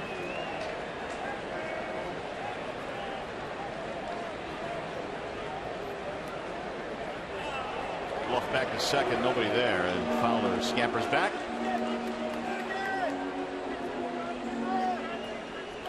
It's always nice to let that base runner know that you're thinking about him. Not every time do your position players cover the bag in an attempt for a pickoff, but you can wheel and hold the ball and still get your point across.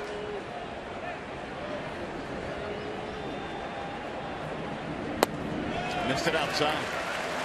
The Tigers are playing a bit of a shift. Ian Kinsler is trying to do his best to keep the runner close at second base, and before the pitch is delivered, he will move over a little bit. Yeah, because of Bryant's ability to pull the ball, they've got Iglesias playing in the hole at short. Castellanos got to play fairly close to the line at third to prevent that double getting into the corner. Now it's 3-2 with 1 out.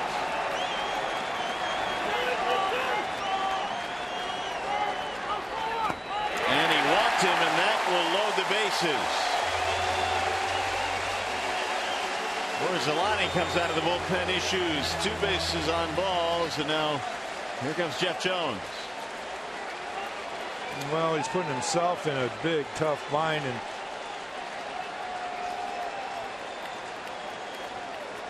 desperately needs a ground ball. Anthony Rizzo, the hitter that will be next.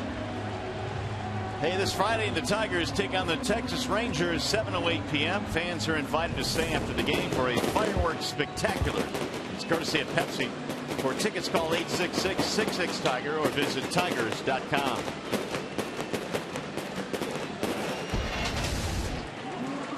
Well, it's getting a little bit hectic here in the 5th inning. Bases loaded.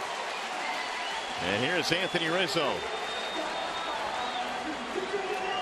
1 grand slam in his career. 0 for 2 in this game. Fowler, Schwarber, and Bryant, the base runners.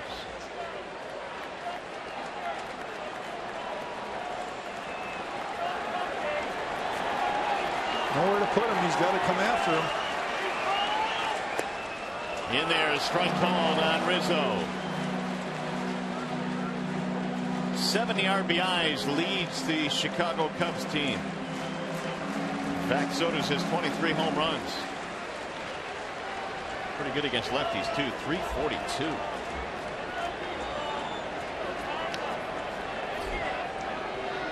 Lefties do not bother him. Inside. 1 ball, 1 strike. You find that a little bit unusual, but really The difference in those numbers is his ability to stay with a breaking ball. From a left-hander, the ball's breaking away from him, and he might be one of those rare hitters that has a better ability to stay with the pitch than the one that comes diving in on him. Swing and a miss. Couldn't do it there. They got over anxious. And sometimes you've got to recognize that if you're a pitcher or catcher. You've got bases loaded. One swing in the back can tie the game. So maybe you throw the ball just where Gorzelani threw it to see if you can get him to chase.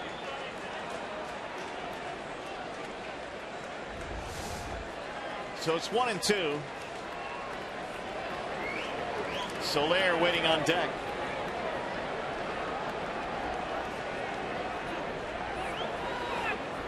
Way outside, would not chase that one. 2-2 on Rizzo. His on base percentage against lefties this year is .462. Wow. I mean, you got to go back to the Barry Bonds days in the early 2000s to have a lefty who had that kind of on base percentage against left-handed pitching. He has leveled the count now at 2-2.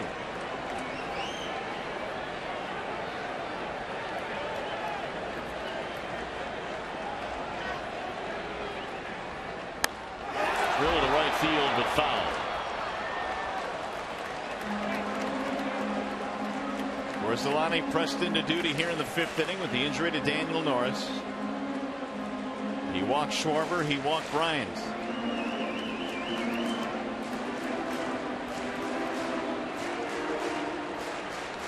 Norris right now is simply a spectator.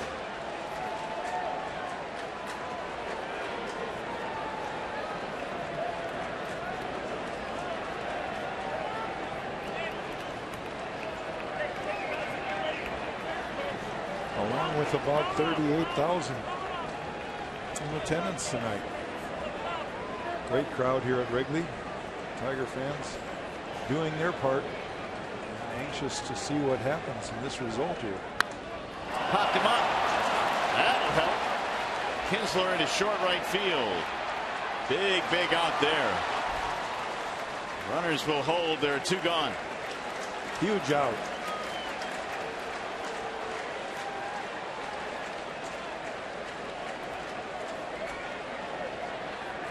Here goes Brad now.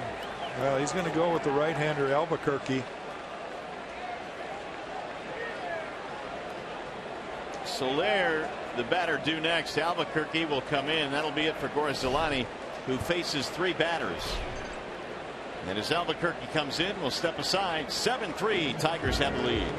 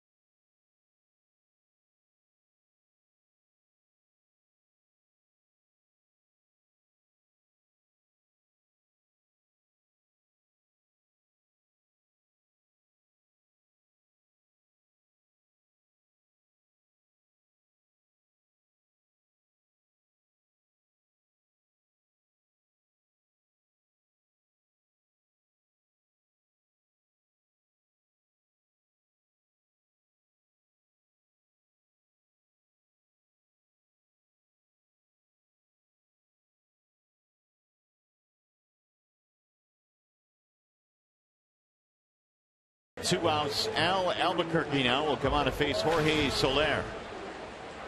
He also pitched in yesterday's game, a third of an inning. Faced 2 batters, gave up a walk and got a fly ball. 1 earned run in his last 15 outings. Key, perhaps, turning point in this game if the Tigers can get Soler here, who is 0 for 2.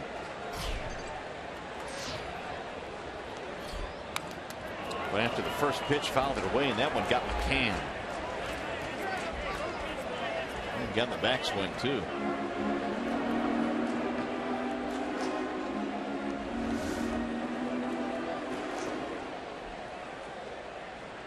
Back of the helmet.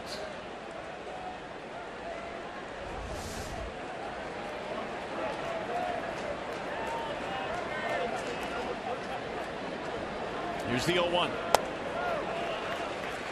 Soler is 0 for 6 in the series.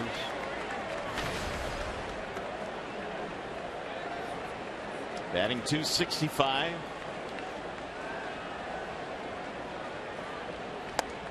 Up and in. 2 balls, 1 strike.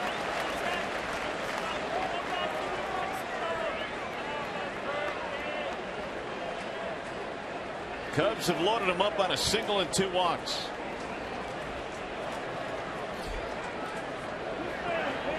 Swing and a miss. Comes back with the slider and gets Soler a little anxious. He's trying to be a hero here. You can feed off that sometimes. Albuquerque's got a very good breaking ball. And I wouldn't be surprised if he comes back with it right here. 2-2 count, bases loaded, 2 out.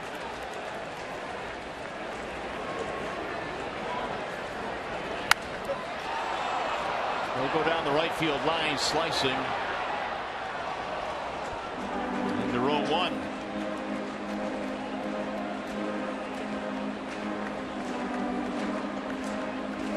Long half inning.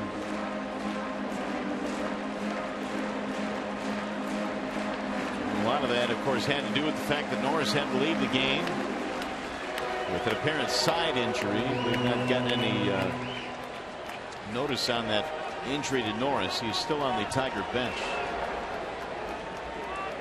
Meanwhile, the bullpen trying to work out of the jam. And he popped him up. That should work. Middle of the infield. It'll be Kinsler, and they're going to leave him loaded. No runs, 1 hit, couple of walks, 3 men left.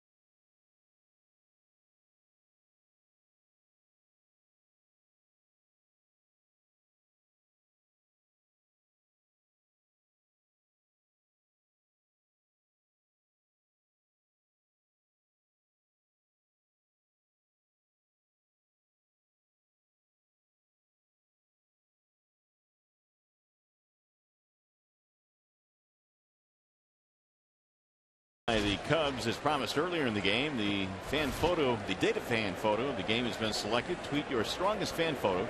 Hashtag Detroit Data Strong Fan for a chance to have it featured in an upcoming broadcast brought to you by T-Mobile. So the Tigers go to work now as we head to the 6th inning. And for the Tigers, top of the order, Davis leads it off. Rajai and then Kinsler and Cabrera facing Clayton Richard, who is back out there, and he misses outside 2-0. Richard has retired 7 of 8 since coming on. High fly ball right field, little juice behind it, back to the track and wall and gone. An opposite field home run for Rajai Davis. Balls just seem to really be flying. The wind is really whipping out towards right. The flags have been steady all afternoon, and if you can get it up high enough, there seems to be some carry out that direction.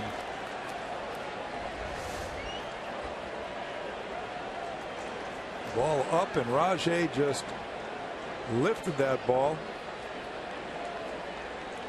You just don't feel like 4 runs is safe enough in this ballpark. No, I mean, here's further proof. That's the 4th home run for the Tigers tonight. You get as many as you can when you can. Rajai hits his 4th. That's his 18th RBI. Pulled on the ground foul. 0-2 the count on Ian Kinsler.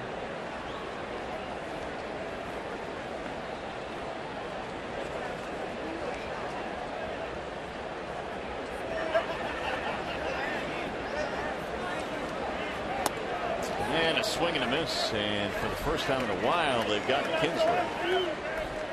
1 away. Ian had 2 more hits tonight. 4th strikeout in the game now for Clayton Richard.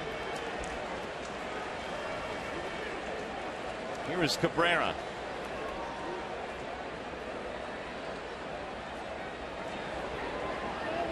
And home run gets the Tigers an even 10 hits after 19 of them last night.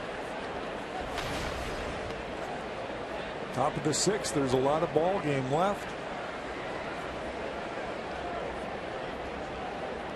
Here's the 1-0. Miggy shoots one over the head of the second baseman Gathro. Into right field, a base hit. Cabrera's first hit of the night.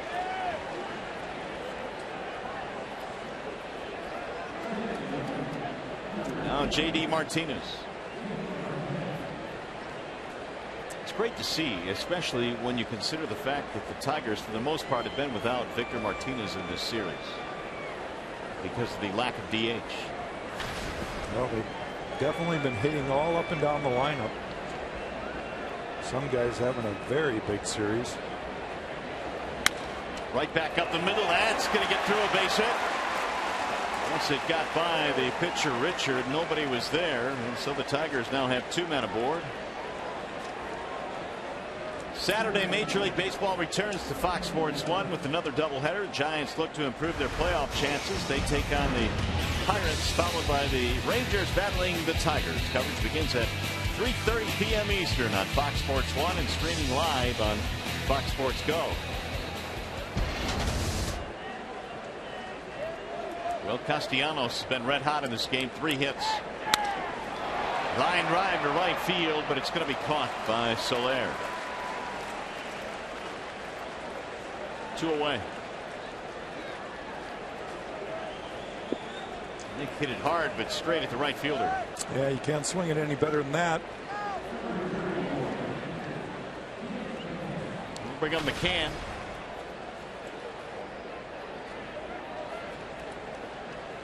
Single ground out strikeout for McCann.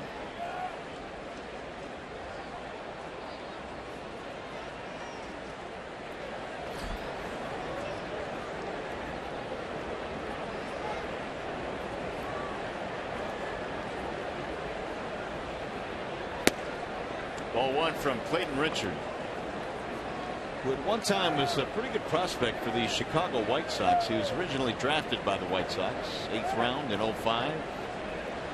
And was traded away in a big deal. It involved Jake Peavy. and the San Diego Padres. I mentioned the Tommy John surgery. Missing all of the 2014 campaign.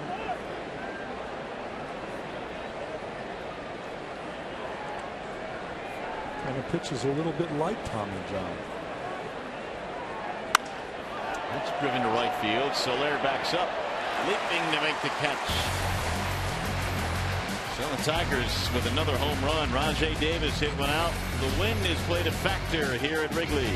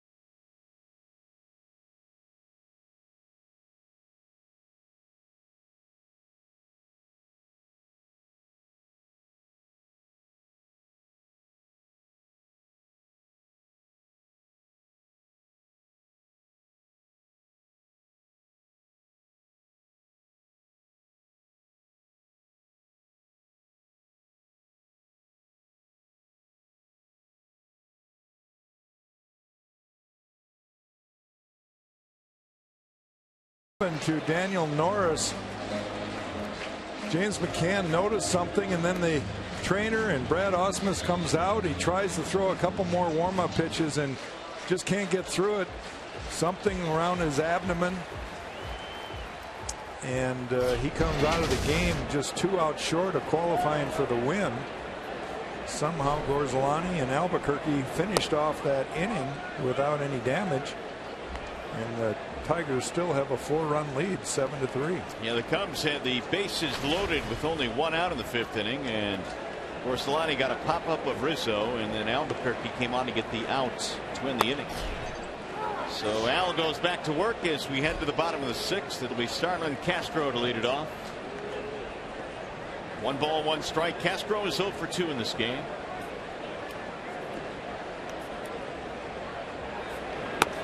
Way outside.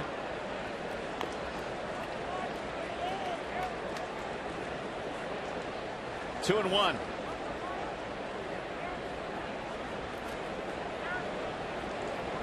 Tigers now 8 runs on 12 hits, and that is a fair ball down the line. It'll go to the corner. Castro has extra bases, and he'll slide in with a double. Lead off 2-base hit. There's no quitting on either side of the offense tonight. Cubs and the Tigers both coming back and grinding out their at-bats. Castro gets a double to lead off the bottom half of the 6th.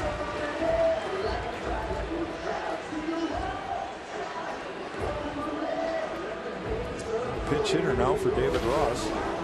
Chris Coghlan coming off the bench. He played in last night's ball game. Get a left-handed bat in there in Coghlan.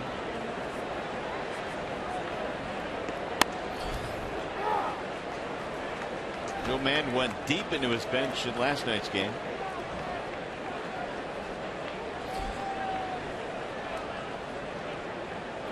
Coghlan hit a 2-run homer last night. He also had a single and a walk.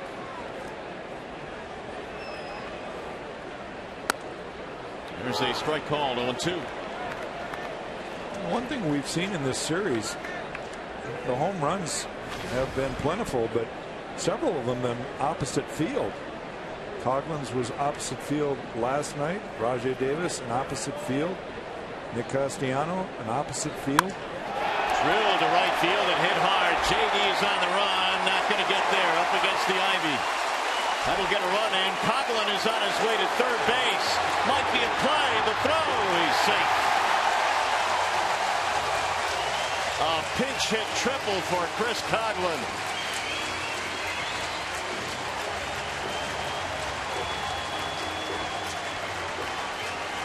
Well, it's 8-4. What was that you were saying an inning ago? You just don't feel safe? Yeah, I forgot we added on with Rajai's home run. But that ball was hit hard.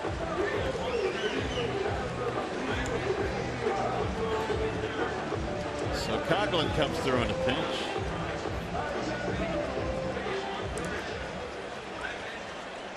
And the Cubs get a run back now. Back to a 4-run game.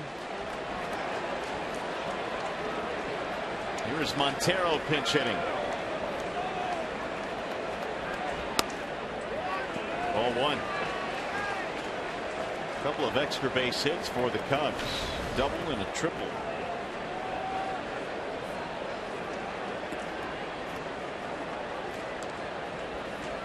Montero will just simply stay in and catch. Way high, 2-0. Time call now as McCann rolls out to the mound. The 2 hits here in this inning now give the Cubs 6.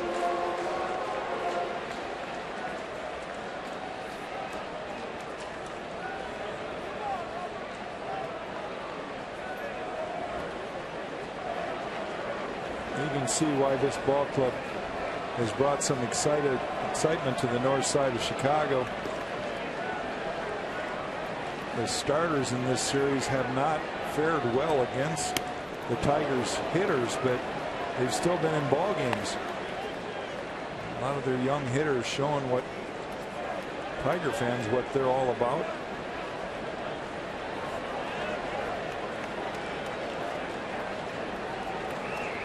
Joe Madden has himself a good group here. Replaced Rick Renteria in November.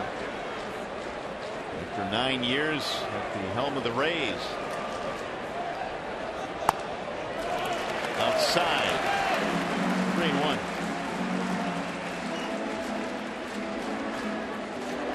Joe Madden got the Rays to the postseason a few times. Got them to the World Series in 08.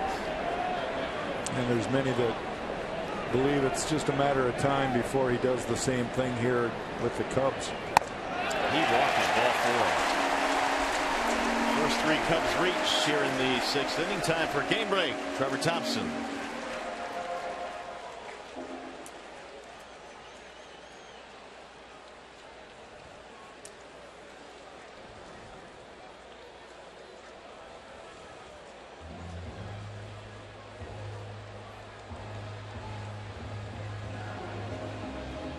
All right, Trev, thanks. Here it is 8-4 in favor of the Tigers, but the lead now is becoming a little bit iffy because the Cubs have a bit of an uprising here in the 6th. Jeff chose out to make a quick visit. Nobody out, runners at the corner. Looks like the Tigers now will get some activity going. Perhaps Drew Verhagen beginning to warm up. The Tigers had to go to the bullpen before they wanted with the injury to Norris. Verhagen was called up today. Jeffrey Marte going back to AAA. It's always a challenge for a manager when you've got guys that go up and down a lot like Verhagen has. Is what inning do you bring him in? Now, the bullpen, 7 Tiger pitchers were used out of the pen in last night's game, so you know that he'll probably get an inning or 2 if possible. And what innings do you bring him in? That's a good point. You want to bring him in the best possible scenario to give him success. And with the Cubs rallying again here, it's going to be a pressure situation. Swing and a miss. Well, I guess the best scenario would be a big lead to start off an inning. Ideally, that's what every reliever would like to do, I think. 1 ball, 2 strikes. And Addison Russell, he's 0 for 2.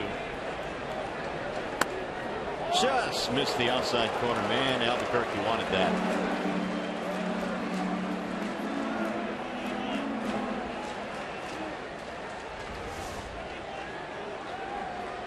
Wow. Close.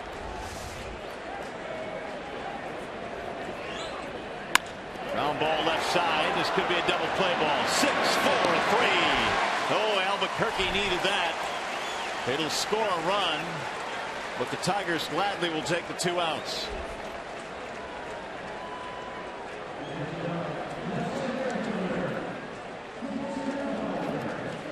Yeah, you got to roll a double play once in a while, and he's did it right there. A quick turn by Kinsler at second base.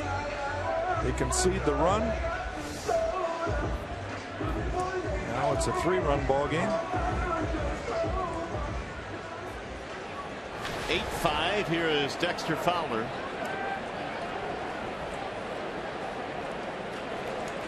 Swing and a miss. 0-1. Fowler's had a nice night, single and a home run.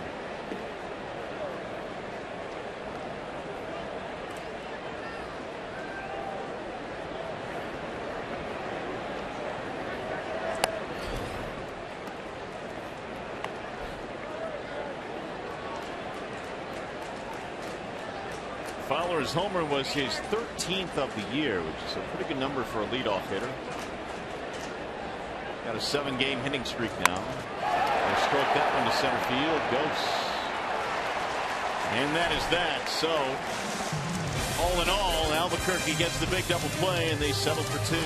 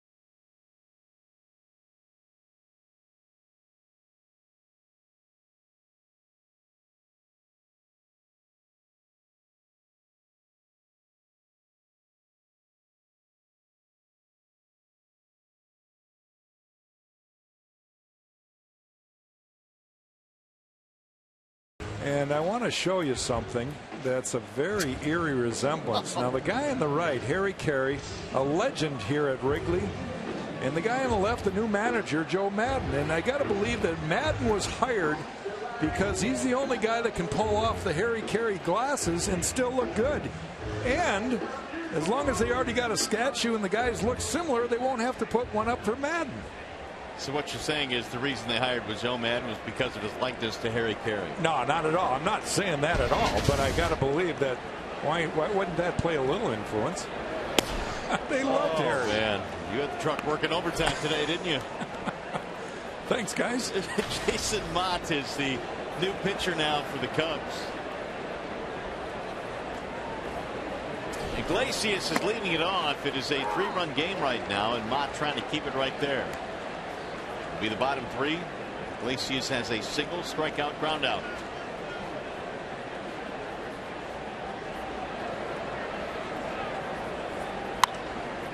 Little looper into right field, shallow, gonna drop. Boy, Iglesias, man, that is his second hit, another multi-hit game for Jose. Well, here's the word on Daniel Norris, a strained right oblique. Yeah. That's what you anticipated. Yeah, it's all abdomen related there. The muscles that are in your stomach wrap around from the middle of your abdomen around to the side. And that can take some time. Not necessarily good news. Here is Anthony Gose. Well, I know the Tigers had talked about limiting the innings or monitoring the innings of Norris and Boyd and their youngsters, and well, this may be a built-in way, unfortunately, to do it. Got some changes, as you see. Montero behind the plate now. Coghlan is second. Castro at short. You can only speculate, but you know who's going to replace Norris. Let's whistle back out of play. Well, I know that Kyle Opstein is on the comeback trail of the men, but he is not ready yet. So the Tigers apparently have some decisions now. Need to win this ball game first. Right. This 3-run lead. Getting late.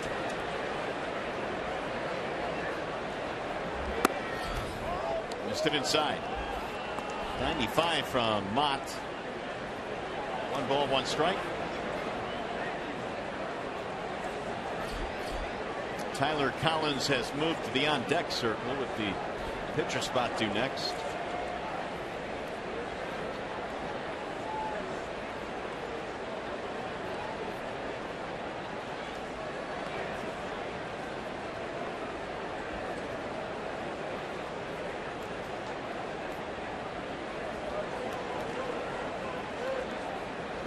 Mott is 33 years old, began his career with the Cardinals. Missed it high. In fact, he had 42 saves for the Cardinals in 2012 and then missed all of 2013. Tommy John surgery. That 42 save season with the Cardinals, by far his best year in the major leagues. 2-2 now, the count on Anthony Gose.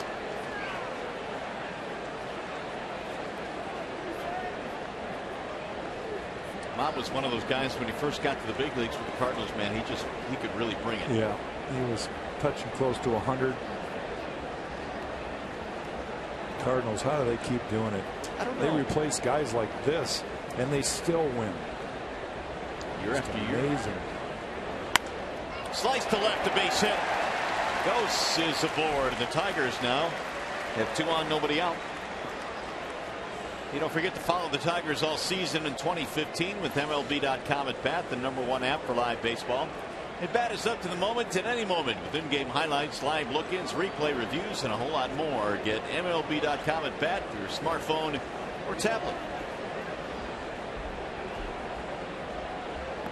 So the Tigers trying to quickly get the 2 runs back they gave up. Collins will pinch hit.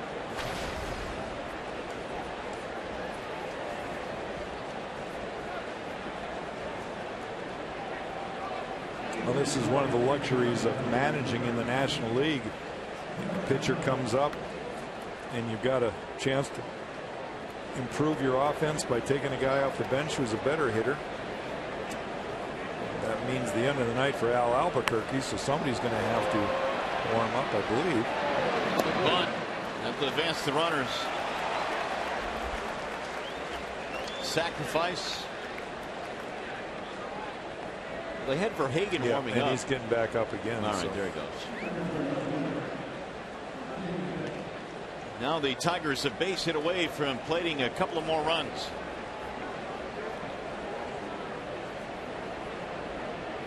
Rajai Davis homered in his last at bat, 2 hits in this game.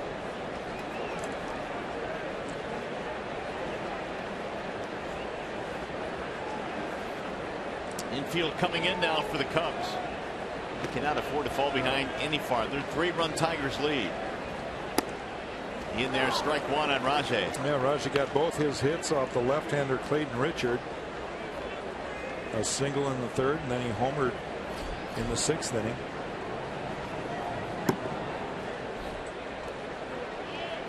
Activity as well for the Chicago Cubs. Russell warming up. Checked it.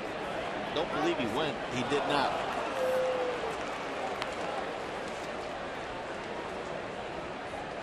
One ball, one strike.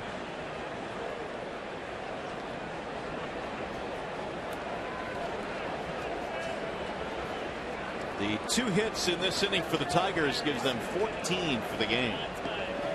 Double digits both nights here in Chicago. Stopped at home plate by Montero. 2-1. Albuquerque will end up going 1 1/3 in this game.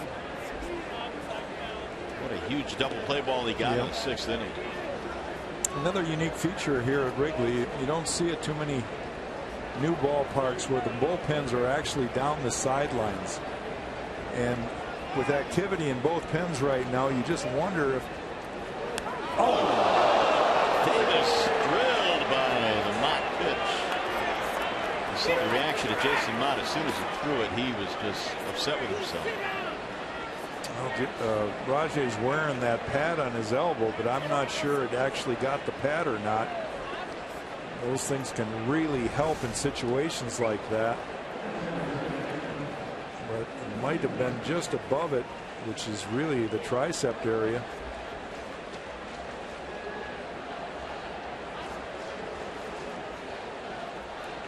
Anyway, what I was referring to with the bullpens, Espazio is going to come out. I don't know if he's signaling for a move or not. It looked like he did.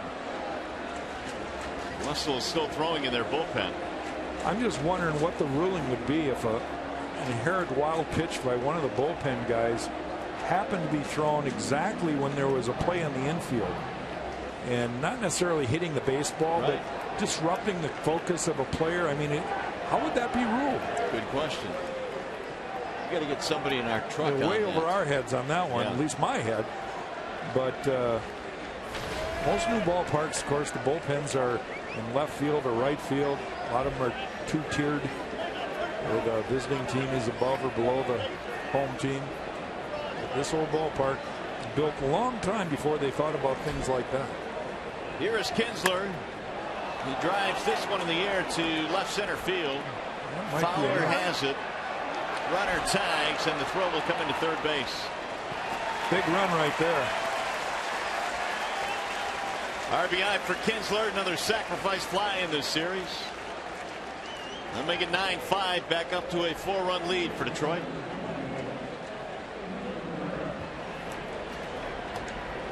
Kinsler gets his 56th RBI. That'll bring up Cabrera now with 2 outs.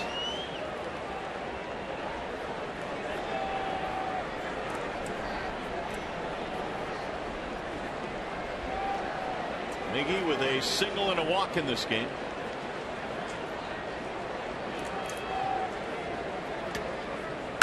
Drives one to center field, base hit. Here comes Ghost, and the throw is cut off. RBI hit for Miguel Cabrera.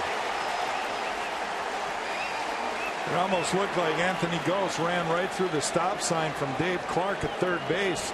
The ball was hit so hard that it gets to Fowler in a hurry, And Ghost was only at third base when the throw was coming in. But the good news that Rizzo cut it off. You can see on the left side of your screen there that Dave Clark was pointing to third base. Stay here. Had his arm up. And Ghost just ran right through it. That ball was absolutely whistled. Here is J.D. Martinez. 10-5 lead now for the Tigers. 0-1 to J.D.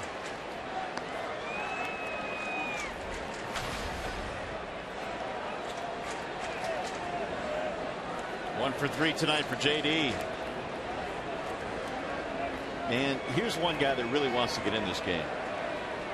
Victor Martinez got his bat. Let me in, coach.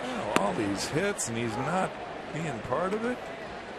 Tigers now have 15 hits. Victor relegated to watching. He's got bat in hand, though, just in case.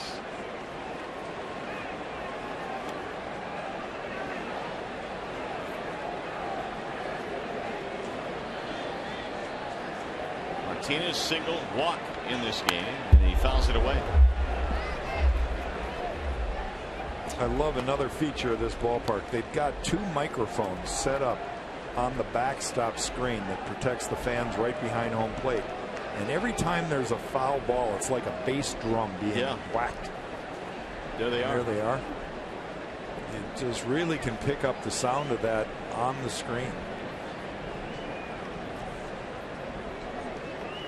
That might be, Jack, just might be the first split screen of microphones in the history of television. That's how good our crew is. It just might be. I mean, we've got the best.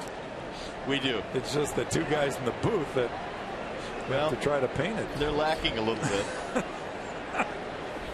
The crew, it's top notch. Castellanos waiting on deck. This is the seventh man at bat in the inning. Swing and a miss as J.D. leaves the strike zone. That'll end the inning. Tigers bounce back with a couple of runs, though. Tigers baseball here in the seventh inning. The stretch brought to you by the Michigan Department of Health and Human Services.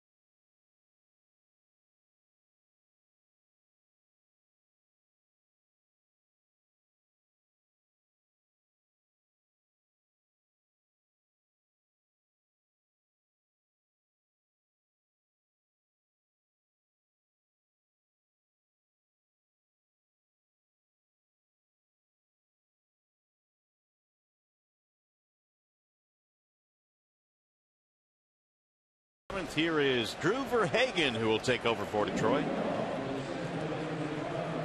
Well, Drew brought back up after the game last night. Jeffrey Marte was optioned back down. Basically, they needed another arm in the bullpen. So, another change. Tyler Collins goes to the left.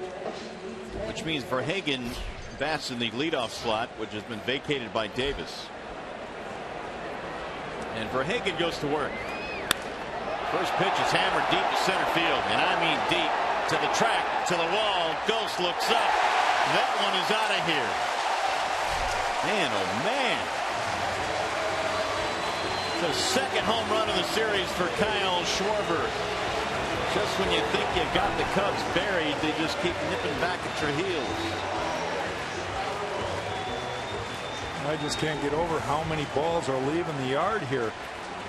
See the pitch. And that ball is center cut. If there ever was one. Total extension for Schwarber. We talked about his strength, straightaway center. Well, it's 10-6. Breaking ball drops in. Chris Bryant, the batter.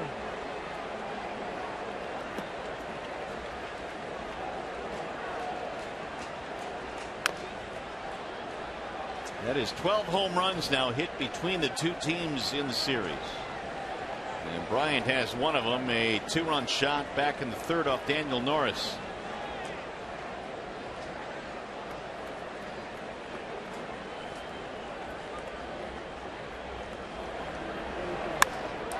Down the left field line, hooking, foul ball.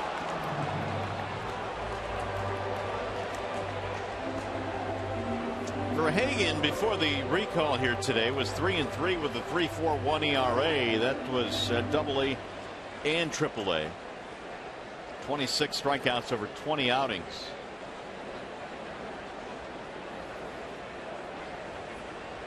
Made his major league debut last July against Cleveland. Low and away.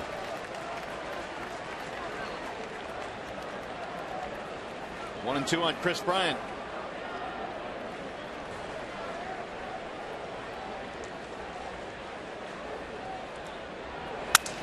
Broken bat, ground ball, right side, base hit. Yeah, bat died a hero there. That's all you can ask for. You make a good pitch. The guy breaks his bat up the end, and yet he finds a hole. It's just one of those days. The offense is, everything's falling in. They're hitting the ball soft. They're hitting the ball hard. Who will be the last team standing? Yeah, no doubt. It's last one out, turn on the lights type of thing. Rizzo will stand in. That is the 7th hit now for the Cubs.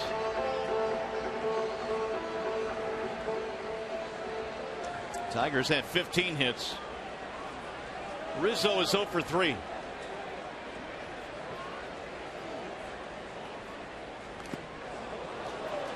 Oh, and 1 on Rizzo.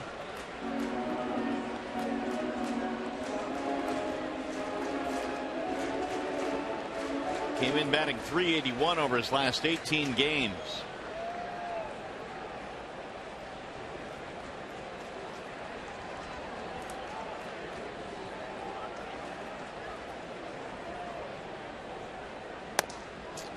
Up high, and the count goes 1-1. Well, Rizzo's had a lot of battles in his life. Baseball certainly became secondary when he was diagnosed with cancer several years ago. He has beaten cancer, and because of that has developed a foundation for cancer research. Swing and a miss. He had a big rip there. 1 ball and 2 strikes. Just learned the other day that John Farrell has begun treatment now for cancer as well. The skipper of the Red Sox. Tough deal. 1-2. It'll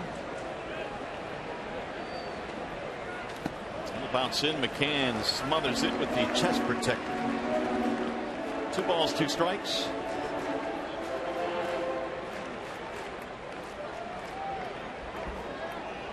(10-6). Tigers have the lead. At one point they led 7-0. And then the Cubs got 3 runs in the third to make it 7-4.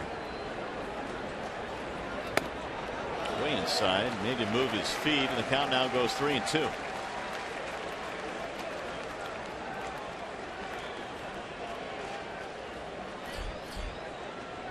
Jorge Soler on deck.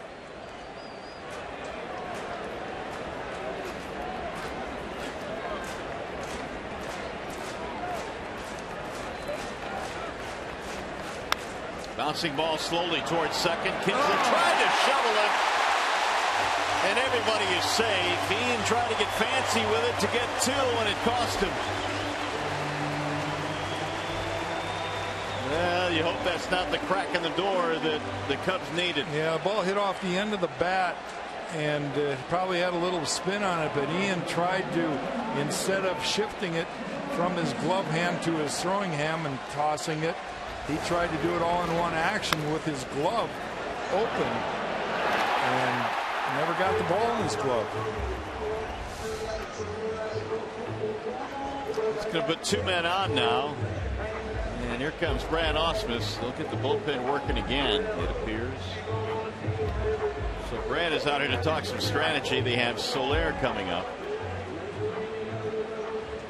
And that is Matt Boyd, the left-hander, beginning to warm up.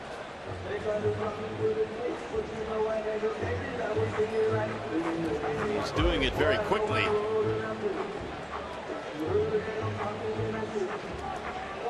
You've got to go back to September of 2013 to find a multi-error game for Ian Kinsler. And it's crazy. Both times was with Anthony Rizzo at the plate. It happened back in the 3rd and now here in the 7th. So the Cubs have some life now. 4-run game. Here is Soler, who is 0 for 7 in the series.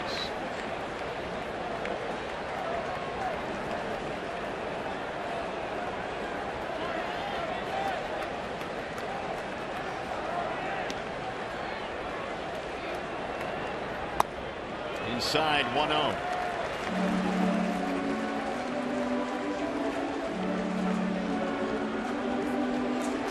Starlin Castro waiting on deck.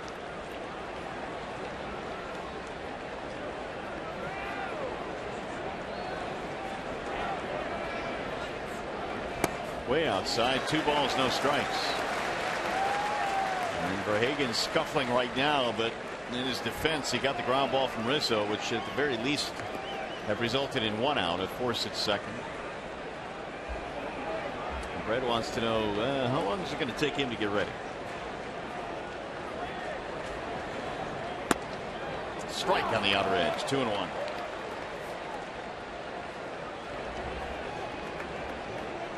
It's a tough thing. You're a pitcher, especially for young pitchers. You make a good pitch and you think you're going to get a really good result, and you have base runners still standing there. You've got to work through it. It's part of the game. And you see it when you're younger than they are here in the big leagues. There's the chopper, the shortstop. This should be a double play. 6-4-3. Nice job. That's the best thing you can do, is pick up your teammates by throwing another double ground ball. This one goes 6-4-3. Albuquerque got a big double play in the 6th, and now another one here in the 7th.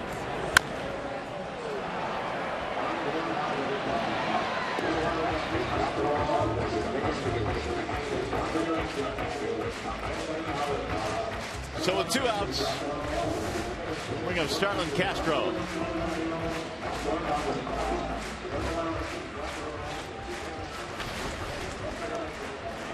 Castro had a double, scored a run in the 6th inning.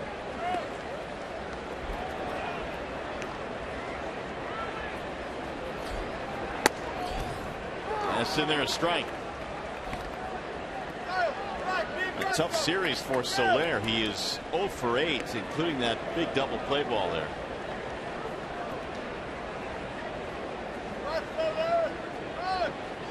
Now the 0-1.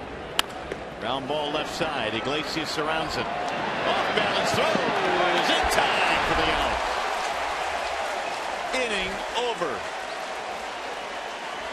What a play by Iglesias. Miggy on the other end. Yeah, both guys.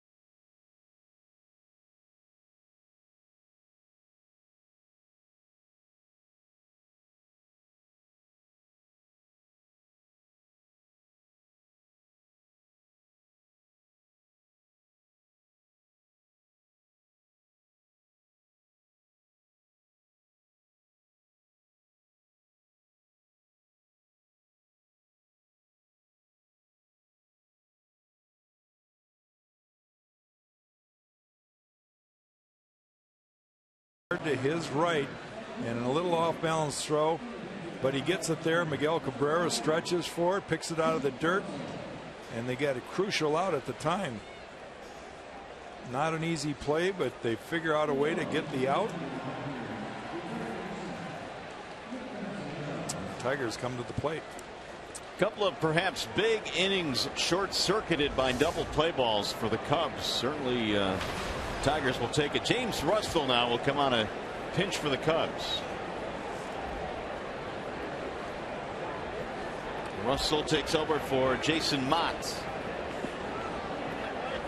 And Jonathan Herrera will also enter the ball game now in a double switch. He will play shortstop. Castro is out of the game. First one is inside to Nick Castellanos. Double 2 homers, including a grand slam in this game for Castellanos. Got 5 RBIs tonight. And Nick looks at a ball low, 2-0.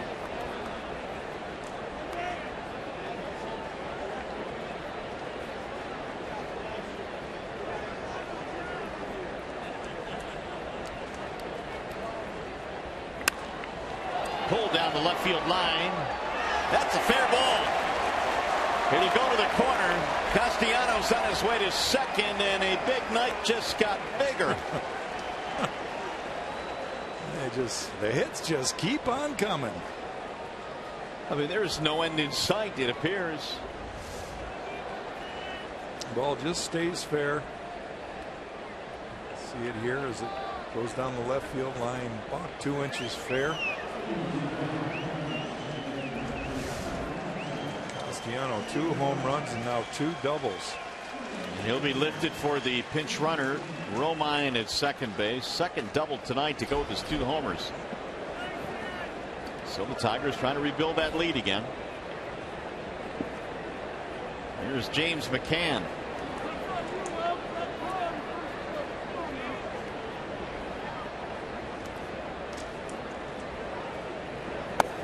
Up and in.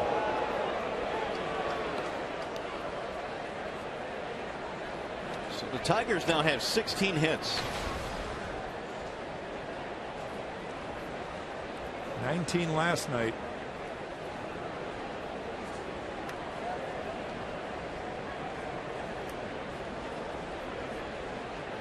McCann is 1 for 4. Strike called, 1-1.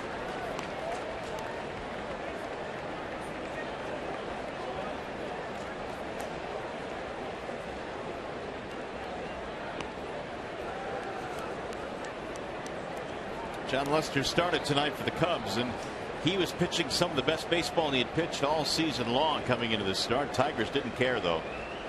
They hit 3 home runs against him, including the slam by Castellanos.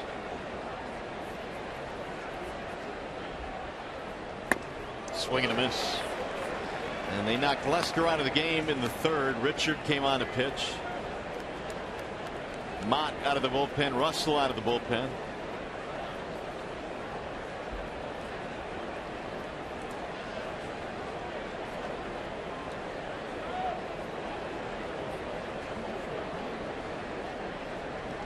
Here's the 1-2. That's sliced down the right field line. It's going to be foul.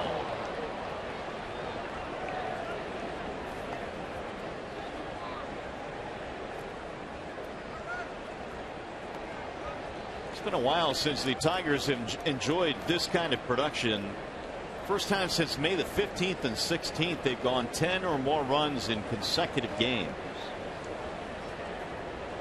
They got their hidden shoes on. Wrigley Field has welcomed them very kindly. But it's more about the 2 pitchers. Last night, Jason Hamill started the game. The Tigers got him out early. And tonight, John Lester started, and he was exiting early. Full foul. The good news is the Tigers have added on. 1 in the 6th, 2 in the 7th. Chance for another one here in the 8th.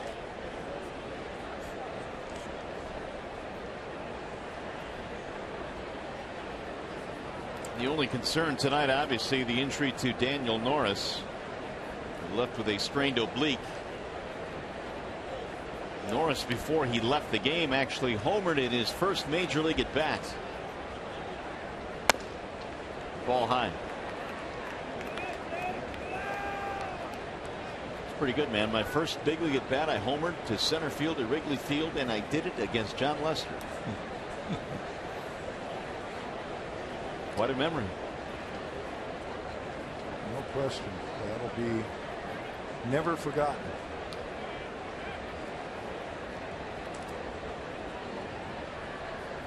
Swing and a miss. McCann did not hold back on that swing. Not at all. One gone.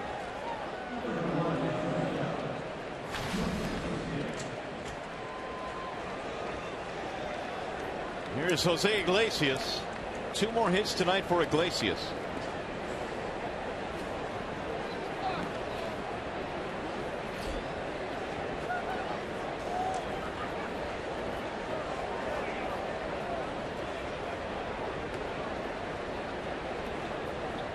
Runner goes to third. No throw. Romine swipes the bag. Got a great jump there. That was all off the pitcher, James Russell. When you don't pay attention to those base runners, they can time you and know how good a jump. Look at the walking jump he gets right there.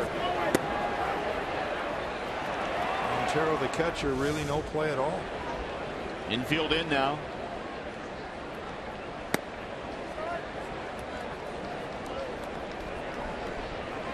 This is where Iglesias will just shoot one to right field, driving another run. Well, there's a nice hole there between first and second, with the infield drawn in.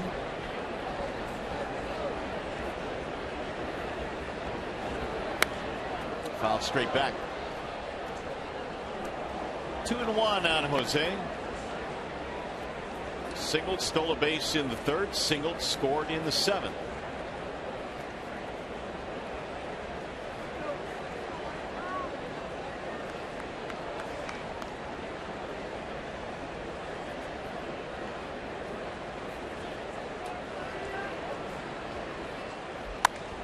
Fouled away. He's trying to go to the right side. Ball was up. Still a steady breeze blowing out to right field.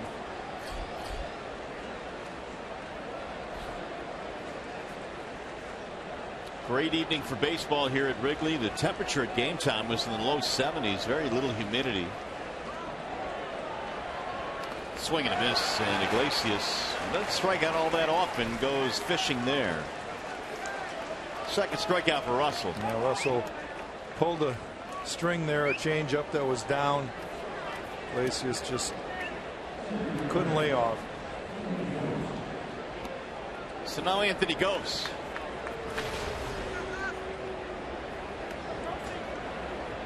Ghost has scored a pair of runs. Got a hit coming back in the 7th inning.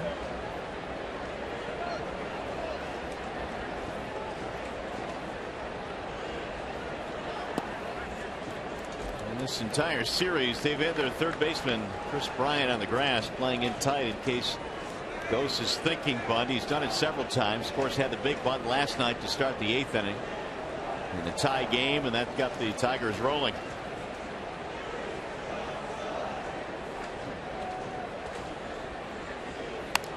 Check swing, rolled foul.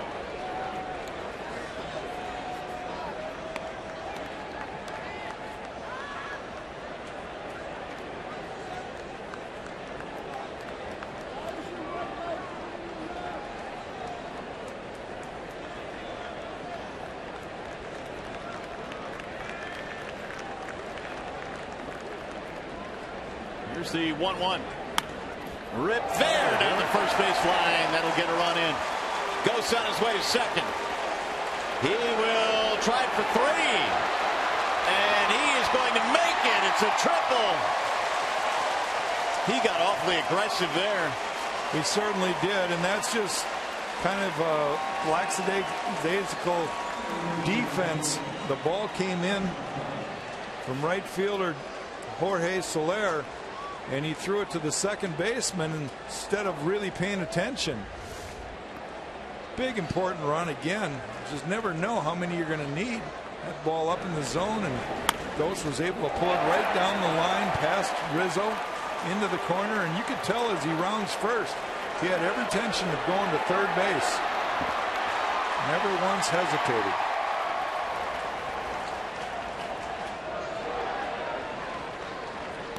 A three-bagger down the first base line for Anthony Ghost.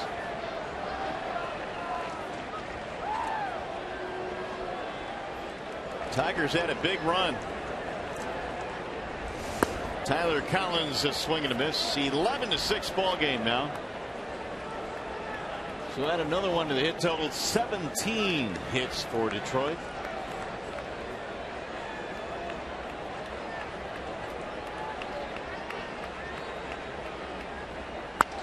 Slap down the left field line. That'll get down. A fair ball and a base hit. Collins on his way to second. Throw is not in time. A hustling double for Tyler Collins. 12-6 Tigers. Ausmus has got to be proud and happy about the way that the Tiger offense is running the bases. They're being very aggressive, but not watching the ball and just knowing where it's hit, taking off, knowing the strengths of the outfielder's arms.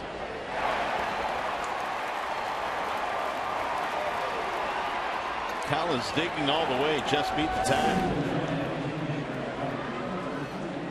5 doubles this year now for Tyler. We'll make it a 12-6 game. Well, he's going to get his wish. Victor Martinez will get an at bat. For the pitcher spot here, Martinez off the bench to pinch hit. He pinch hit in last night's ball game, was walked intentionally.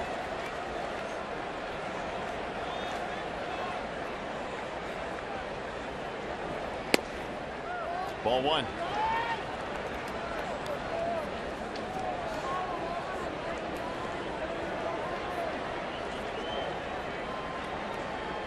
Victor this year as a pinch hitter is 0 for 3, has not had many opportunities. He's in the starting lineup just about every day. Now the 1-0.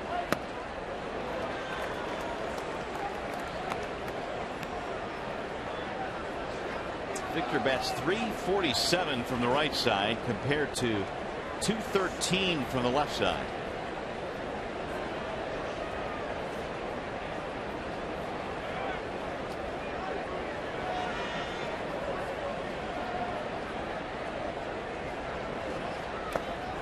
It'll bounce in. 2 balls, 1 strike. Here's the interesting thing about this series and what the Tigers have been able to do. The bullpen for the Cubs, coming into the series, had not allowed an earned run in over 23 innings. Well, they were due. They were due all right. Now that streak came to a crashing halt last night, and they've piled on tonight.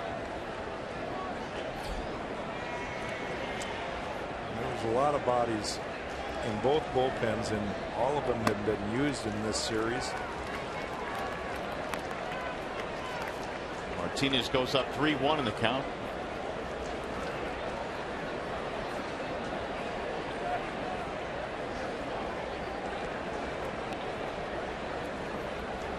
So Boyd out there, who was given the hurry up sign just a half inning ago before Verhagen got out of trouble with the double play ball, just standing and watching the action now. Victor had a rip on 3-1, fouled it back 3-2.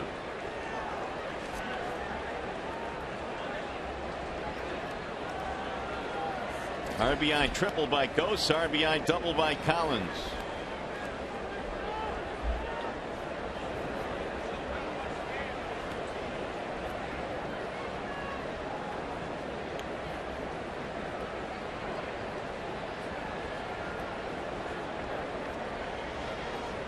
Here's the 3-2.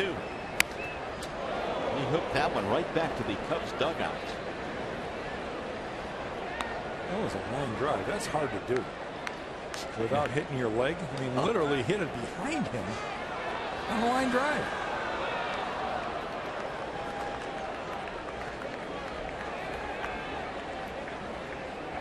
Should Victor reach? Kinsler waiting on deck.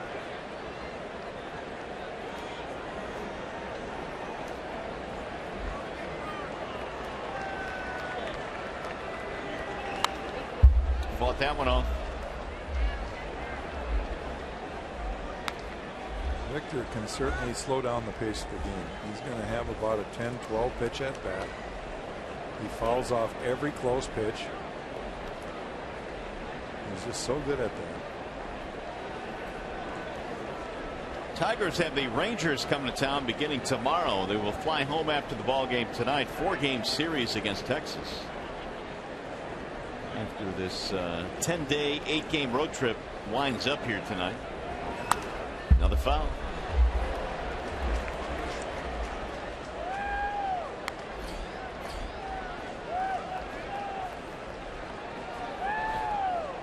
So Martinez continues to hack away against the left-hander Russell.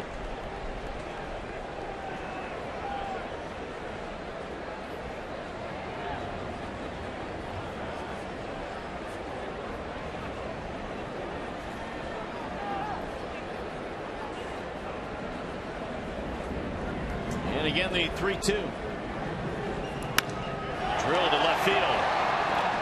Schwarber on the move. That's up against the ivy. Another run will score. Martinez to second. He's got himself a pinch hit double. That is 3 straight extra base hits.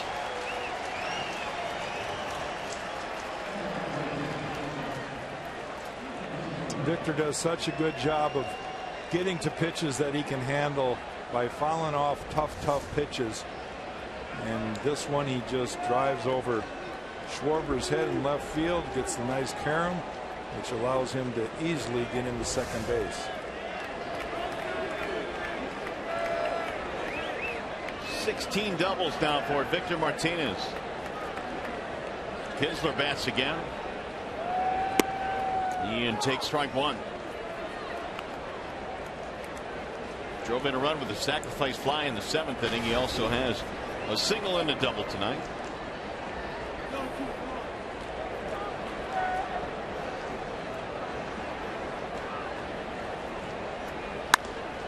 Line drive right field, but straight at Soler to finally end the inning. Big inning for the Tigers. Tally up 3 more for the Tigers. Matt Boyd coming in a 13-6 game.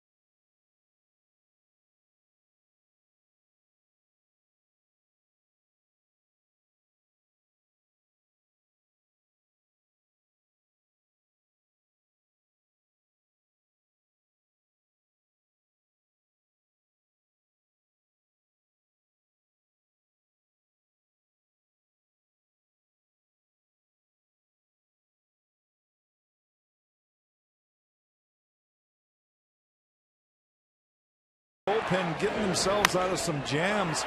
Albuquerque gets a fly ball to Kinsler there in the 6th inning. The 6-4-3 double play that helps get out of a tough jam, and then a 7th inning, another 6-4-3 for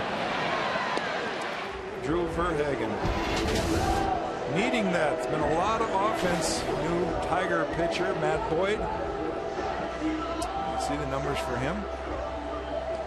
Boyd made the start on Sunday in Houston. He went 5 innings, 6 hits, 5 runs in that game, pitching out of the bullpen in this one here today. He's scheduled to pitch game 3 in the series, coming up against Texas. There is strike 1 to get things rolling here in the bottom of the 8th. Romine entering, or staying in the game I should say, to play third base after pitch running. Chris Coghlan leads it off. Had a pinch hit triple in his last at bat. Swings and misses. 2 pretty tough pitches right there coming out of the pen. Matt Boyd, high octane fastball, and then he drops the hook.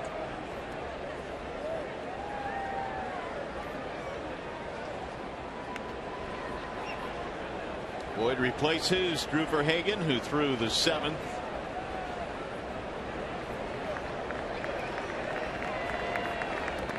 Bouncing in, 1 ball, 2 strikes.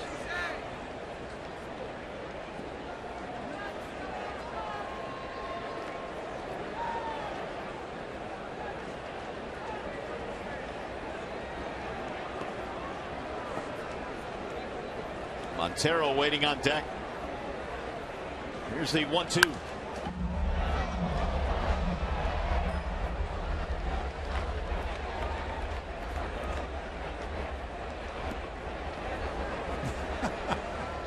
Here's one of the quirks you were talking about. Well, that sound was not our stomachs. That was the foul tip hit the cable wire that holds the back screen up and sends some kind of beautiful music down that wire. Odds of that are pretty slim, but he nailed it. Phillies warming up in the Tigers pen. And Boyd missed outside. 2 balls, 2 strikes. So it was a 7-run lead early in this game for the Tigers. It is back up to a 7-run lead here late.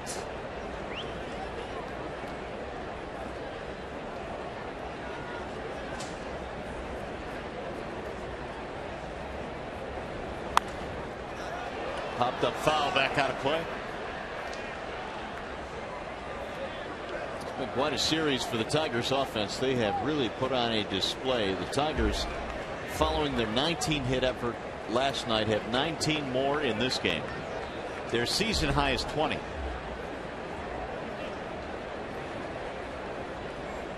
Tigers came into this series having hit just over 200 on the road trip. Those numbers will take a jump. The foul back.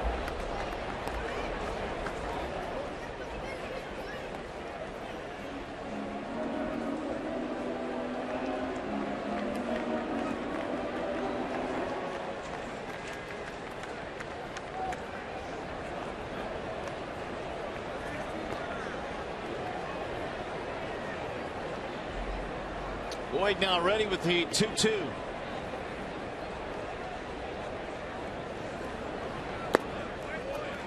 Three and 2. Coghlan having a good at bat here. Boyd's thrown him some tough pitches to lay off of, but he's done it. Boyd has had 3 starts with the Tigers after being acquired from the Toronto Blue Jays. His first one against the Royals awfully good. 7 innings, 1 run. Didn't walk anybody in that game. Here's the 3-2 pitch. Bouncing ball back up the middle. Kinsler on the charge. They'll throw him out. Coghlan retired, 1 gone.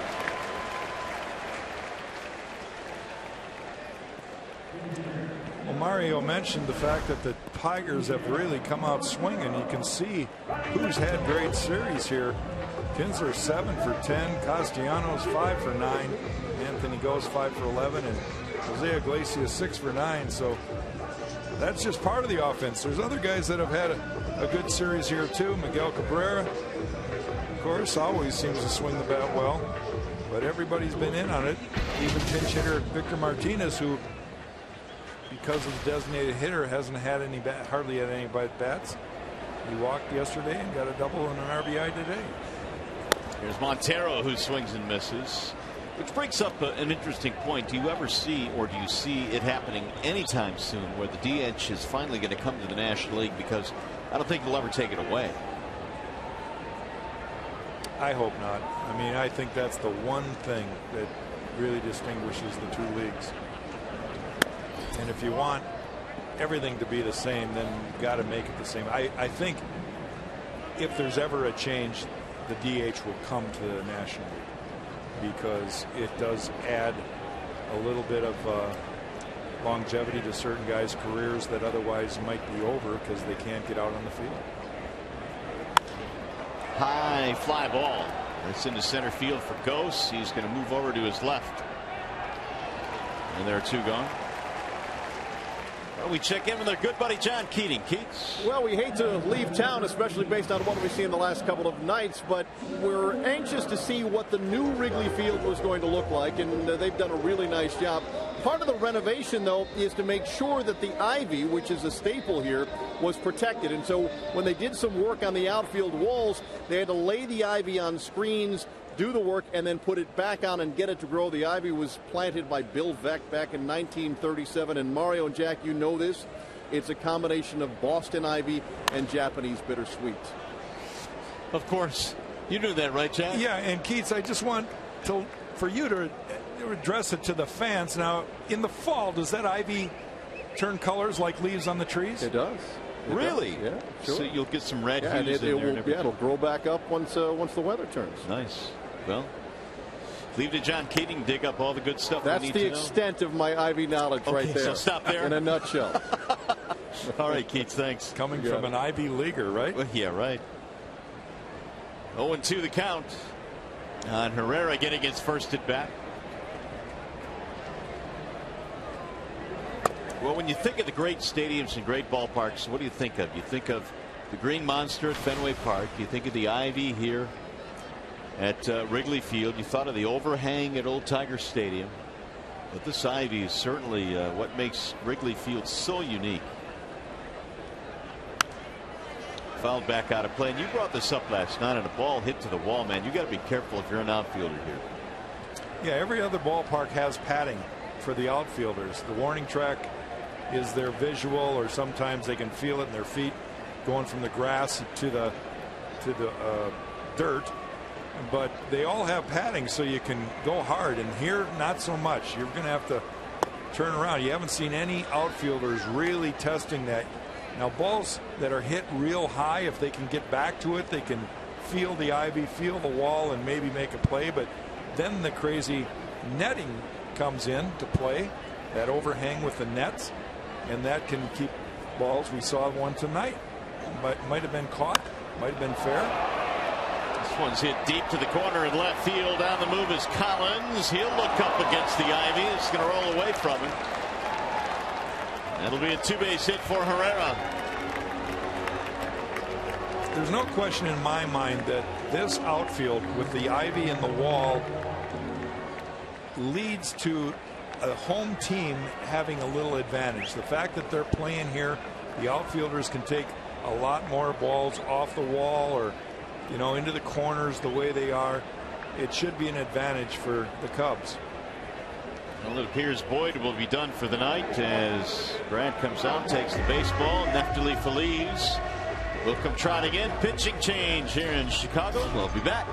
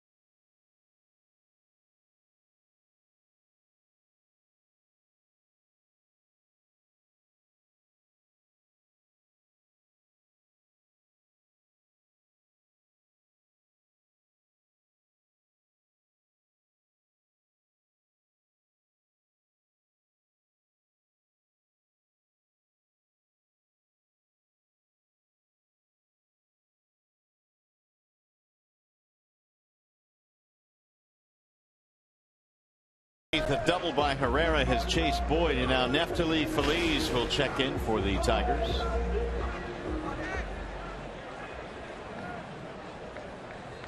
And he will face Dexter Fowler. Boyd facing 3 batters, got 2 of them. And now here is Fowler, who is homered in this game, and he takes a strike. Mentioned that Boyd is scheduled to go in game 3, which would be Saturday for the Tigers against Texas. So Brad got him in for a little bit of work here. And now it's up to Feliz to get the last out of the 8th.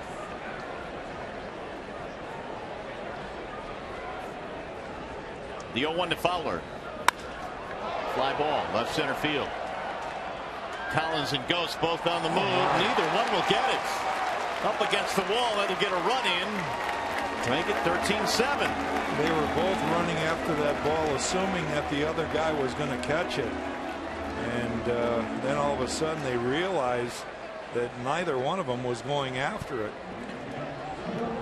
That's more of a mental mistake right there. I'm not sure that ball shouldn't have been caught.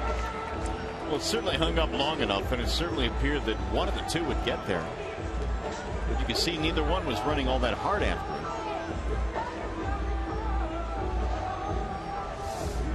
That run is going to be charged to Boyd. That makes it 13-7.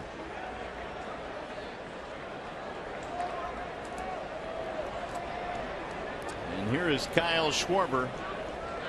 Homered in his last at bat, his 2nd home run of the series, and he looks at a ball low.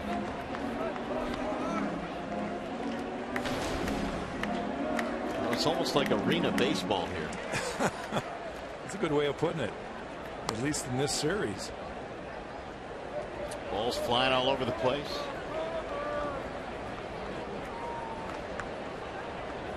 Cubs now have double-digit hits.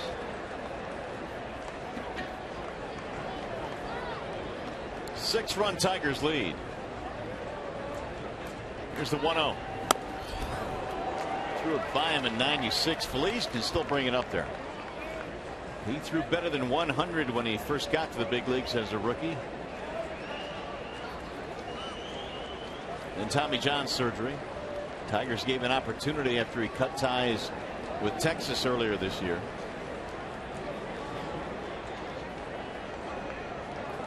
Here's the 1-1. 97. Yeah, he's getting it up there, but he just needs 1 out. Get the Tigers back in for their top half of the 9th inning.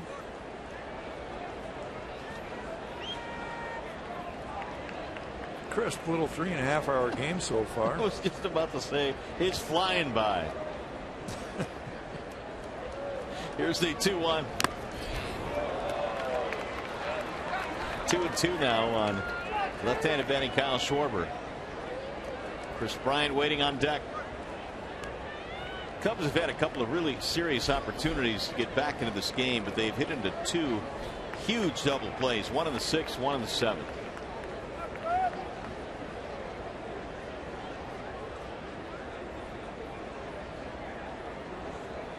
And the 2-2. Bouncing ball right side. Diving play, Miggy. He did the same thing last night.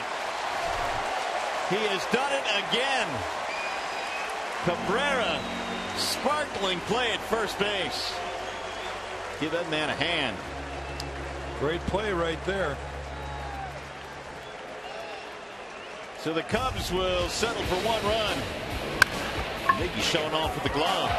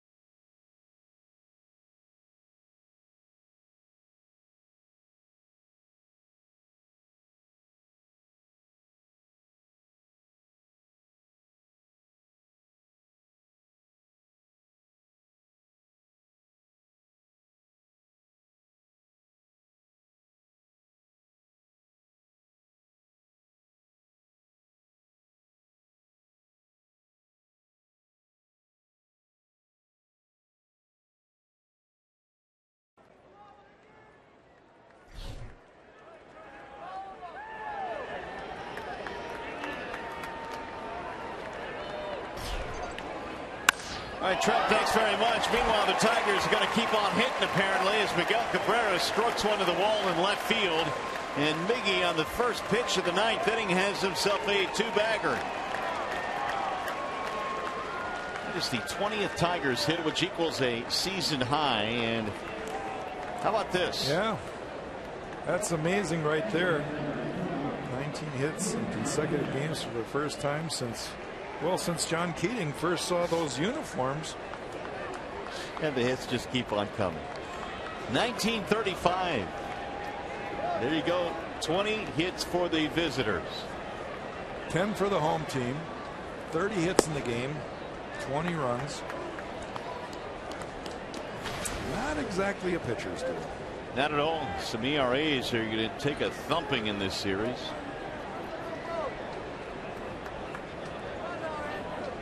The last 20-hit game the Tigers had this year was back in May against Minnesota. So they can establish a new high with another hit here in the ninth.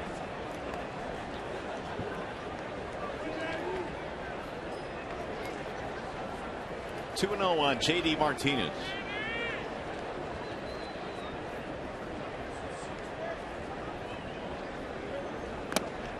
Three 3-0. Russell came on in the eighth and had a whale of a time trying to get out of that inning. In fact, he gave up 3 consecutive extra base hits. He has thrown 35 pitches in this relief outing.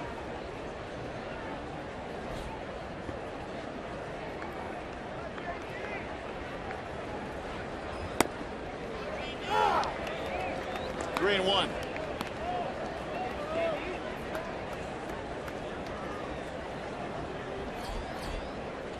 It looks like Denorfia, position player. Chris Denorfia warming up.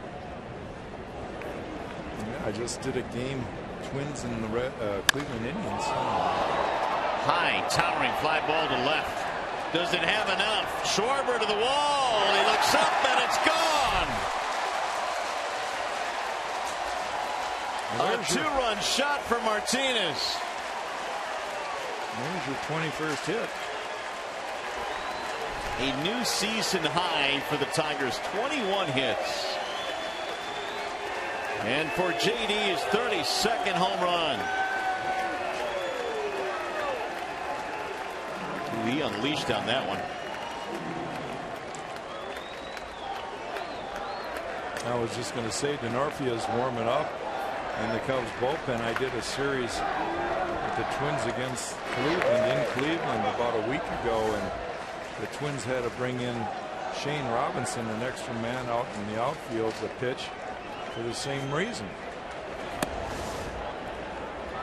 Well, the Cubs this year have had a couple of relief appearances from catcher David Ross, but he's out of the game. He's started behind the plate. So it's Denorfia warming up right now. Romine fouls it back. And meanwhile, Russell about to throw his 40th pitch. Well, that's just it. Joe Madden, along with Brad Ausmus, I mean, nobody wants to get your pitcher hurt. And the guy's got to suck it up sometimes. We've got a few extra men down the bullpen, but there's a game again tomorrow. 5 home runs for the Tigers in this game tonight. Castellanos had a pair of them, won a grand slam. 1 and 2 on Romine.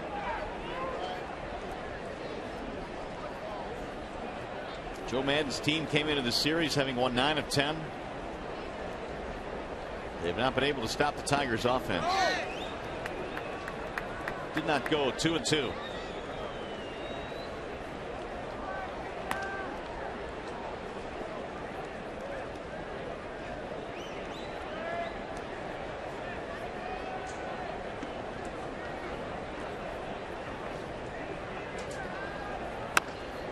Ground ball back to the mound. It is knocked down by Russell. They'll throw him out.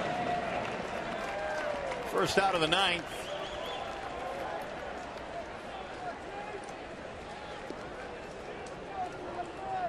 I don't know if he can ever do it here in this ballpark, but Brad relaxing right now. He's got an 8-run lead in the ninth. I guess that's as comfortable as you can get as a manager. You dream and hope for days like this.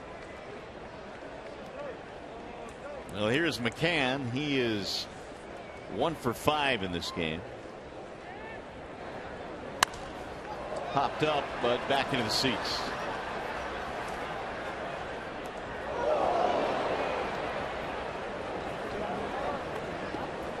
They'll battle for it.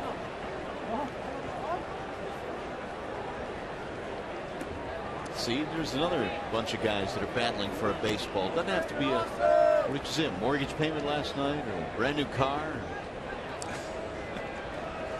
That's something worth battling for, according to you. That's drilled to center field on a line and caught by Fowler. 2 gone. A Saturday Major League Baseball returns to Fox Sports 1. Another doubleheader. The Giants look to improve their playoff chances. They take on the wild card leading Pirates, followed by the Rangers battling the Tigers. Coverage begins at 3:30 p.m. Eastern on Fox Sports 1 and streaming live on Fox Sports Go. Well, Russell has reached his limit. He's going as far as he possibly can. So Denorfia now is going to have to come on and get the final out here in the 9th inning. Something a manager always hates to do, but a position player now will come in and pitch for the Cubs. Well, that's just it. Nobody wants anybody to get hurt.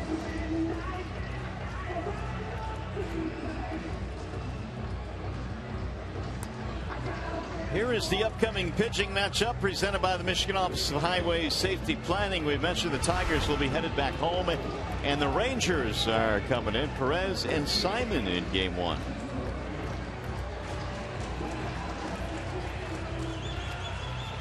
Alfredo in search of his 11th victory of the season tomorrow. Perez elevated ERA at 5.29. So Denorfia, his first career pitching appearance, and this is his 10th major league season. There's got to be a pecking order among position players on who would come in first. We mentioned that Ross, the catcher, has already made 2 appearances. A lot of times I think it's the guy that can throw a knuckleball over the plate. You know, a lot of position players will mess around playing catch with a knuckleball. And there's always a few guys that will remind their manager, hey, if you get in trouble, I'm available. And maybe that's the guy that Denorfia is. Meanwhile, it's a no-win situation for Iglesias, because if he gets a hit, he's supposed to. If he doesn't, he's been retired by a position player. Jose with a couple of hits in this game.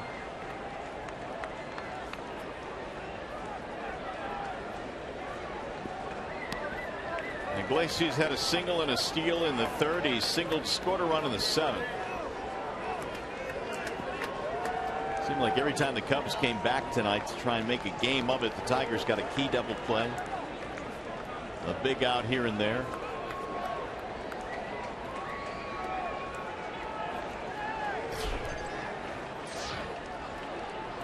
First one is in for a strike, 0-1. Registered a 53-mile-an-hour fastball. Oh, he's coming right back at him, and it's rolled to second. Denorfia throws 2 pitches and records it out.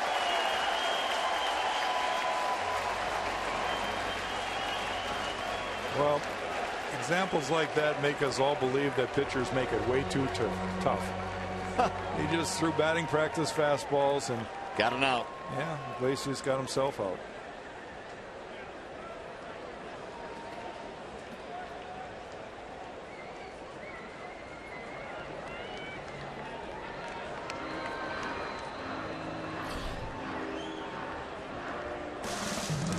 Tigers baseball on Fox Sports Detroit is brought to you by Comerica Bank. Raise our expectations of what a bank can be.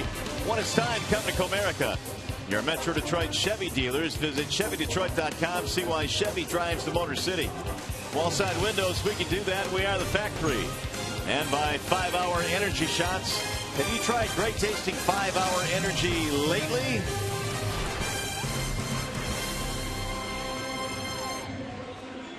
(15-7), the Tigers have the lead.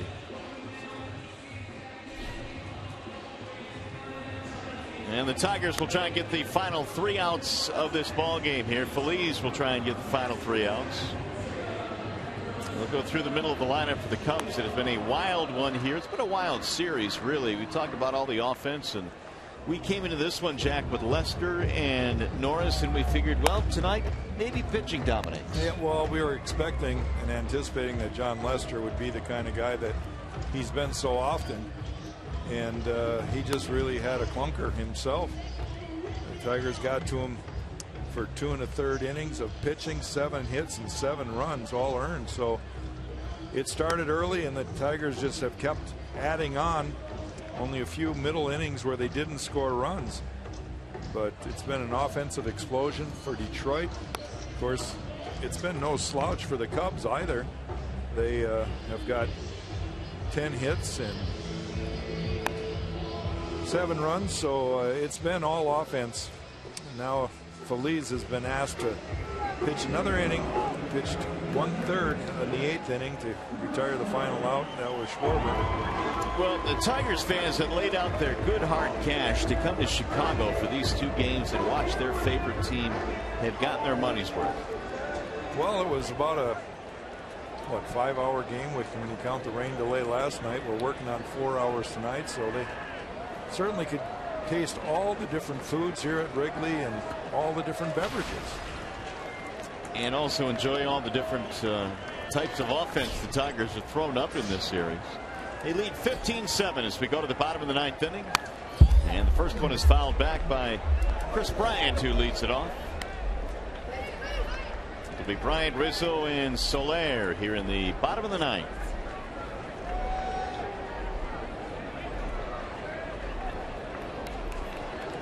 Phillies took over for Boyd. The Tigers have also used for Hagen in this game. Albuquerque for Zalani. In the air toward right center.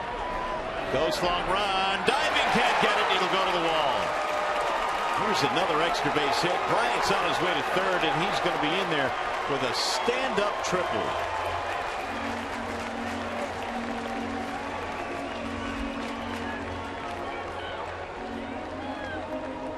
Ball had eyes had found a gap out there between Gose and J.D. Martinez. Gose made an effort to try to maybe a desperation dive, and Bryant really never had to run hard. It was a stand-up triple.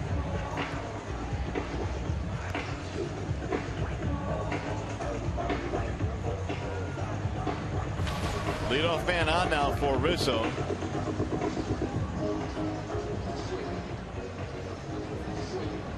Rizzo reaching on an error twice in this game, both times by Kinsler.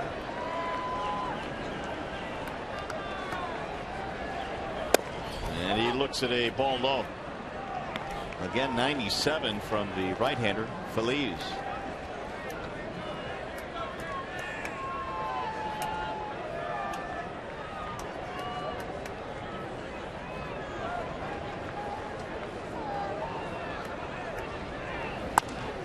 Popped up. This will be the first out of the inning. Romine is under it. 1 gone. Just like we promised earlier in the game, it's Miller time, brought to you by Miller Lite. Nick Castellanos, when was this, Mario? Way back in the 3rd inning. Reads a John Lester pitch, and that would be almost the end for Lester. A grand slam for Castellanos. Put 7 on the board for the Tigers at the time. All smiles, and it's continued throughout the game. Yeah, that made it 7-0 early. And the only unfortunate thing is Norris could not stick around long enough to qualify for a win, leaving with that oblique injury. In the air toward left center field. That ball hit pretty well. Ghost going to the warning track to the wall to make the catch. They're driving the run to make it 15-8. Soler gets an RBI.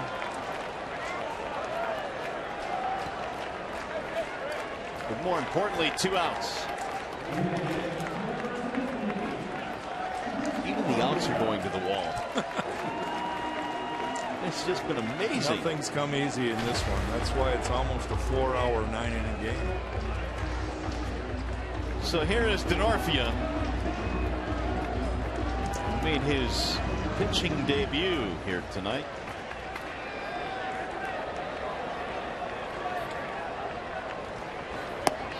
He threw 2 pitches and got an out.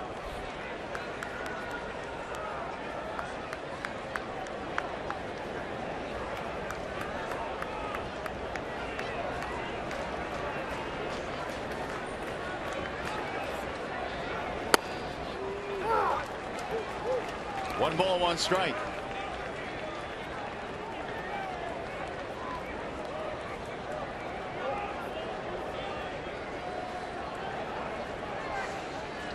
What do we have here? That's high. Count goes to 2-1. Those couple of Ditkas over there. The Bears. Pretty good looking shirt. Here's the 2-1. This is back out of play, 2-2. Ah, what a 2 days for Tigers fans, man. They are absolutely loving it. Imagine a bunch of them are on their way home back to Michigan. Quite a bit thinning crowd right now here. There's a swing and a foul tip, and that's going to put this one in the books. Finally, Tigers an impressive 15-8 win in this one. Here's our 1-800-CALL-SAM call of the game, and we're going way back to the bottom of the 2nd inning. Daniel Norris at the plate for the Tigers, and it'll be a memory that'll last a lifetime for Daniel Norris. Look at that. Ball driven in the air to center. Look at that. It's going to go over the head of Fowler, and that ball is gone to dead center. Daniel Norris has homered to make it 3-0 Detroit.